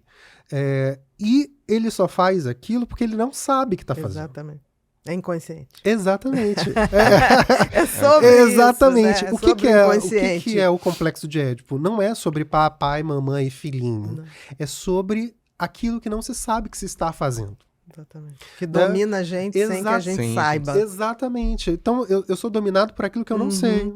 Exatamente. E aí, o que é um processo de uma psicanálise, né? É criar um conhecimento sobre aquilo que está te dominando que você não sabe. O que está dominando a gente? Discursos de ódio. O que domina a gente, né? Pânico moral. O que domina a gente? Medo. Não é sobre eu e o meu eu profundo, o inconsciente. Não, o inconsciente, a parte mais profunda do inconsciente é a minha própria pele. Isso é uma colocação, inclusive, do Lacan, nesse sentido. Então tem uma questão, não é sobre as profundidades do meu ser. É sobre o espaço social que me afeta, é sobre a minha história genética que me afeta, é sobre... É conhecimento e autoconhecimento. Exatamente. Você não tem como É sobre um processo evolucionário que me afeta, sobre a minha história que me afeta quando eu cheguei aqui. Olha quantos anos e séculos e milênios tem e que nos formam, né? Então, quando Freud fala sobre papai, mamãe e filhinho, a gente pode... ler o Édipo hoje a partir das histórias de poder e dominação, né? Então, assim, eu desejo uma coisa. Para isso que eu desejo, eu vejo que outra pessoa também deseja. E aí, em vez de eu entrar numa concorrência com essa pessoa, né? Porque é isso, olha, eu quero mamãe, papai também quer mamãe. Então, eu vou brigar com o papai, eu vou rivalizar com o papai para poder ter o amor da mamãe. Não, a mamãe pode amar todo mundo. Com certeza. Né? Pode amar mamãe é o conhecimento que traz novas perspectivas. Exatamente, mamãe Entendeu? Pode amar papai, mamãe pode amar o filhinho, né? E é uma leitura... todo mundo pode amar todo mundo. Exatamente, equivocada nesse sentido. E aí eu acho que tem a ver com o que a gente está falando aqui. Quando o Freud está falando sobre a questão do complexo de Édipo, o Freud está falando sobre as nossas relações contemporâneas de concorrência, de que para a gente ter alguma competitividade. coisa... para a gente ter alguma coisa... Tem que morrer, a gente né? tem que anular matar o outro. Exatamente. E aí o que o Freud está falando assim, olha, a gente vive como um efeito, uma sociedade que produz um conflito, porque para a gente poder ter aceitação, a gente precisa anular quem nós somos. Ou matar quem não está aceitando. Não tá aceitando. Quase isso, como se fosse impossível. Exatamente. Você tem que exterminar. E aí, toda a história que eu estou contando aqui para vocês, né, sobre a questão é que eu pensei que para eu poder ter Deus, ir para o céu, ter família, não ficar sozinho, eu precisava anular uma parte de mim. E eu acreditei nisso e muitas pessoas disseram isso para mim. Foi quando eu comecei a ouvir diferente. E mesmo assim, com muita dúvida, que isso se modificou. E estudar, né? Exatamente. Você também foi ali buscar o conhecimento para não ser só essa coisa moldada pelo outro. Exatamente. Uma das coisas que a gente viu no livro, Tentativas de Aniquilamento, foi que a maioria das pessoas, elas interrompiam os processos de cura gay quando elas iam para a universidade. Então, uma das coisas muito importantes que a gente precisa entender é que a universidade pública e de qualidade é super importante, porque muitas pessoas também não tinham condições de pagar uma graduação para poder, enfim, estudar coisas que talvez elas não tivessem acesso. Então, é muito importante que a gente amplie o ensino público, mas amplie o ensino público com qualidade. Eu ia falar exatamente. Porque não adianta fazer uma ampliação sem qualidade. Sem qualidade, a gente vai estar reproduzindo. Exatamente. A gente reproduz esses mesmos problemas de formação. Exatamente. E eu me formei numa universidade pública que tem... Hoje eu entendo vários problemas de formação, mas também entendo a validade de ter tido um contato com perspectivas que eu não tive antes. Que você nunca teria. Exatamente. Então, o que a gente pode entender hoje do Complexo de Édipo? O Complexo de Édipo não é sobre a família, é sobre uma questão social que afeta a maneira como a gente entende a família. A gente pode entender o outro como um rival ou como um colaborador. Sempre. Se aquilo que eu quero, o outro também quer, por que a gente não se junta para poder alcançar com um pouco mais de facilidade aquele processo? Perfeito. Então, o que seria o complexo de Édipo? O complexo seria como a gente pode, né, entender as nossas complexidades para que elas não caiam no espaço de concorrência, mas no espaço de colaboração. De disputa, e nem de disputa. Exatamente. Né? Vamos lá. Chegamos. Éder, nós chegamos num momento muito especial. Pipinho é filho da Ana, né? É o nosso mascote. Ele é alegre como ela, se você perceber. Ela é reconhecida por essa risada dela, né? E ele hoje está muito feliz, porque ele gosta do conhecimento. Eu acho que ele foi gerado por isso, porque a mãe dele também gosta, é curiosa. Esse headphone só tem bons conteúdos. Só bons conteúdos. Ele não escuta coisas que não são legais. E aí, ele passou hoje aqui com você, esse momento, escutando bastante coisa. E aí ele pegou algumas palavras-chave e ele faz o joguinho do ping-pong. E aí a mãe dele faz com você. Ela joga para você. Uma palavra, o que vier na cabeça, responde. Você responde. Perfeito. Tá bom? Tá. Mas ele é uma pessoa super aberta, que se você também não quiser responder, ele vai ficar pode feliz. passar, pode Tá passar. bom. Ele é democrático. Mamãe perfeito. ensina ele essas coisas. Vamos lá. 1. Aceitação. Necessidade. 2. Se pudesse viajar no tempo e falar com você mais jovem, o que você diria para você? Eu diria tanta coisa, mas eu diria principalmente não tem nada de errado com você. Maravilhoso. 3. Amor. Algo que tá em falta e algo que a gente precisa desesperadamente. Todos, né? De amor estamos todos precisados. Exato. Estamos carentes. Eu adoro essa frase. De amor próprio, mais ainda, né? Mas é amor também, né? 4. Se você fosse um personagem de desenho animado, quem você seria e por quê? Pode ser super-herói. Quem eu seria? Nossa. Sabe, tem uma personagem que eu adoro, que é uma personagem que é uma estilista chamada Edna, de um desenho chamado Os Incríveis. Maravilhosa, eu amo a Edna. Eu acho ela maravilhosa. Eu acho ela maravilhosa e eu seria ela por um movimento, porque eu acho que ela é coerente, ela é engraçada, e tem uma cena dela com a mulher elástica em que aquela mulher tá sofrendo muito por conta do marido. Ai, meu marido, não sei o quê. E aí ela fala assim, por que você está sofrendo por conta dele? Olha quem é você. Vai lá, faz o que você precisa fazer, mas não esquece de quem é você. Ela sabe exatamente quem é cada um naquela família. E aí ela tem essa segurança de ser quem ela é. Exatamente. E aí ela tá ouvindo assim, tipo, nossa, você não precisa entendendo ficar essa falta de assim, autoestima. Assim. Ela é maravilhosa. Exatamente. Então eu diria a Edna dos Incríveis. Edna. Perfeito. Complete a frase. Ter saúde mental é... ter a possibilidade de você ter recursos ampliados para poder lidar com uma sociedade que não entende o que é saúde mental. Eu acho que a gente precisa muito criar recursos para além da ideia de psicoterapia, para além da ideia da psiquiatria. Saúde mental é sobre ter uma boa alimentação, é sobre ter justiça social, é sobre ter democracia, é sobre ter, enfim, direitos iguais, é sobre poder ter um espaço no mundo. É poder ter a possibilidade de você viver a vida sem se sentir constantemente ameaçado. Perfeito. 6, resiliência.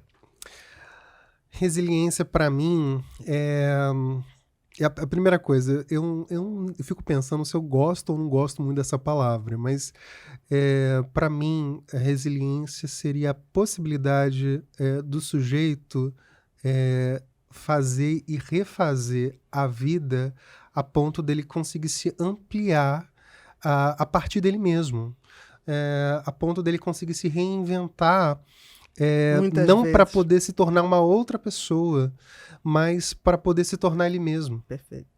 Mas é isso mesmo. Acho que a reinvenção não tem a ver com eu ser outra pessoa, mas eu poder cada vez me apropriar da minha própria pele, sabe? Ser mais do que está na índole, né? Exato, ser eu mesmo. 7, se você tivesse que pegar uma cápsula do tempo, você iria para o futuro ou para o passado? Eu acho que se eu pudesse pegar uma cápsula do tempo, eu iria para o futuro e para o passado. Já que eu tô com a cápsula do tempo, eu iria para alguns espaços muito importantes assim do passado, específicos, alguns espaços, tipo quando o Martin Luther King fez aquele discurso, eu acho que eu queria muito estar lá para ouvir. Eu voltaria no tempo, adoraria conhecer o Cazuza, por exemplo. Então, eu voltaria no tempo para ver algumas coisas, mas eu adoraria saber o que vai ser da gente. Será que a gente vai conseguir se manter? Será que a gente vai conseguir, enfim, parar de maltratar tanto o planeta? Será que a gente vai sobreviver? Enfim, eu também tenho essas curiosidades. Exatamente. Essa concepção de destruição que coloca, inclusive, a Terra não como um espaço de nós mesmos, mas como um espaço que eu vou usar para alguma coisa, né? 8, propósito de vida. Meu propósito de vida é acabar com as terapias de reversão da sexualidade, eu acho, né? Mas eu acho que, para além disso, meu propósito de vida é promover a saúde mental das pessoas, cuidar para que as pessoas possam ter uma autoaceitação e não precisem passar por processos tão danosos como eu passei, sabe? Dá para entender. 9, diversidade. É uma realidade, é um fato, não precisa ser lida a partir do medo, não precisa ser entendida como uma ameaça, mas é uma coisa que faz parte da nossa natureza, que talvez a gente precise abraçar para ser um pouco mais feliz. Perfeito. 10, resistência. Resistência, para mim, tem a ver com vida, tem a ver com o fato de que a gente precisa resistir àquilo que impede que a gente viva. Eu sempre lembro da população trans nesse momento e vejo como que a população trans resiste e está aí, apesar de ser uma população que sofre tanto. Inclusive, no início do movimento LGBT, sofreu rejeição dos próprios. Exatamente. Então, dos próprios LGB. Exatamente, perfeito. Né? E para mim é muito importante porque graças à cultura ballroom, graças à população trans, que muitas coisas foram feitas e muitos direitos foram alcançados. Sempre lembro daquela série Pose, que eu acho que todo mundo tinha que assistir, assim, fantástico, sabe? Como um espaço de formação mesmo. Para que a gente possa entender, inclusive, a concorrência assim como uma brincadeira, né? E não como algo real. E aí eu vejo, por exemplo, essa sustentação a resistência tem a ver com sustentar o conflito a ponto da gente desfazer as cenas de violência.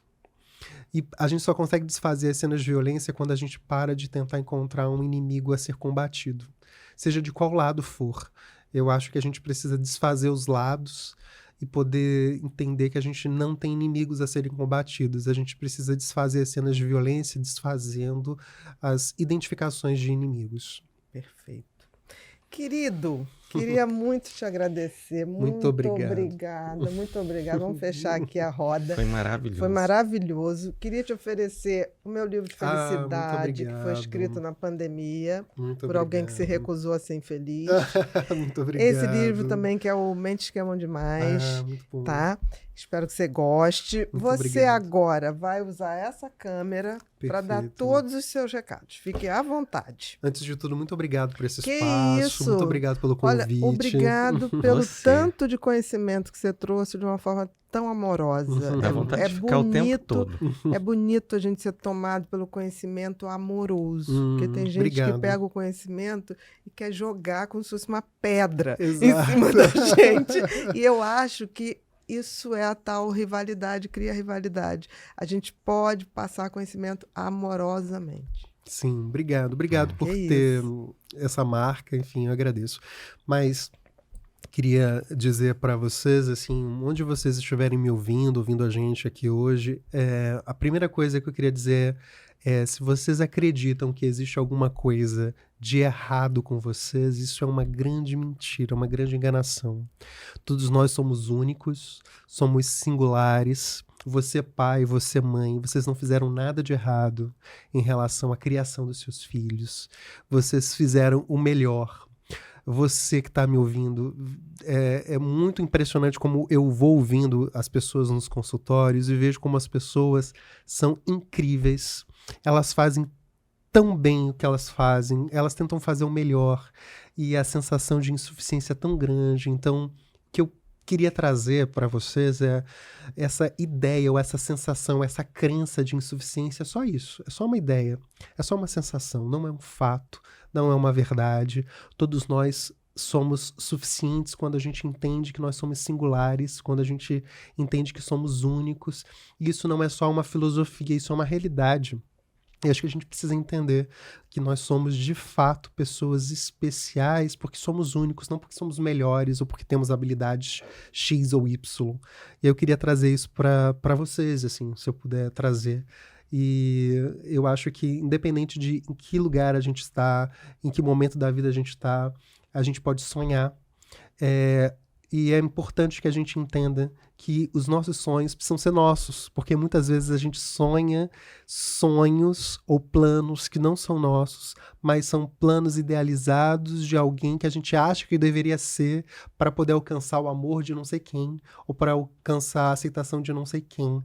E a maior riqueza que a gente pode ter é alcançar a autoaceitação. Porque isso é muito difícil, sabe? É muito difícil alcançar essa autoaceitação, mas é super importante, porque só aí que a gente vai, de fato, caminhar o nosso próprio caminho. Obrigado. Quem quer te achar?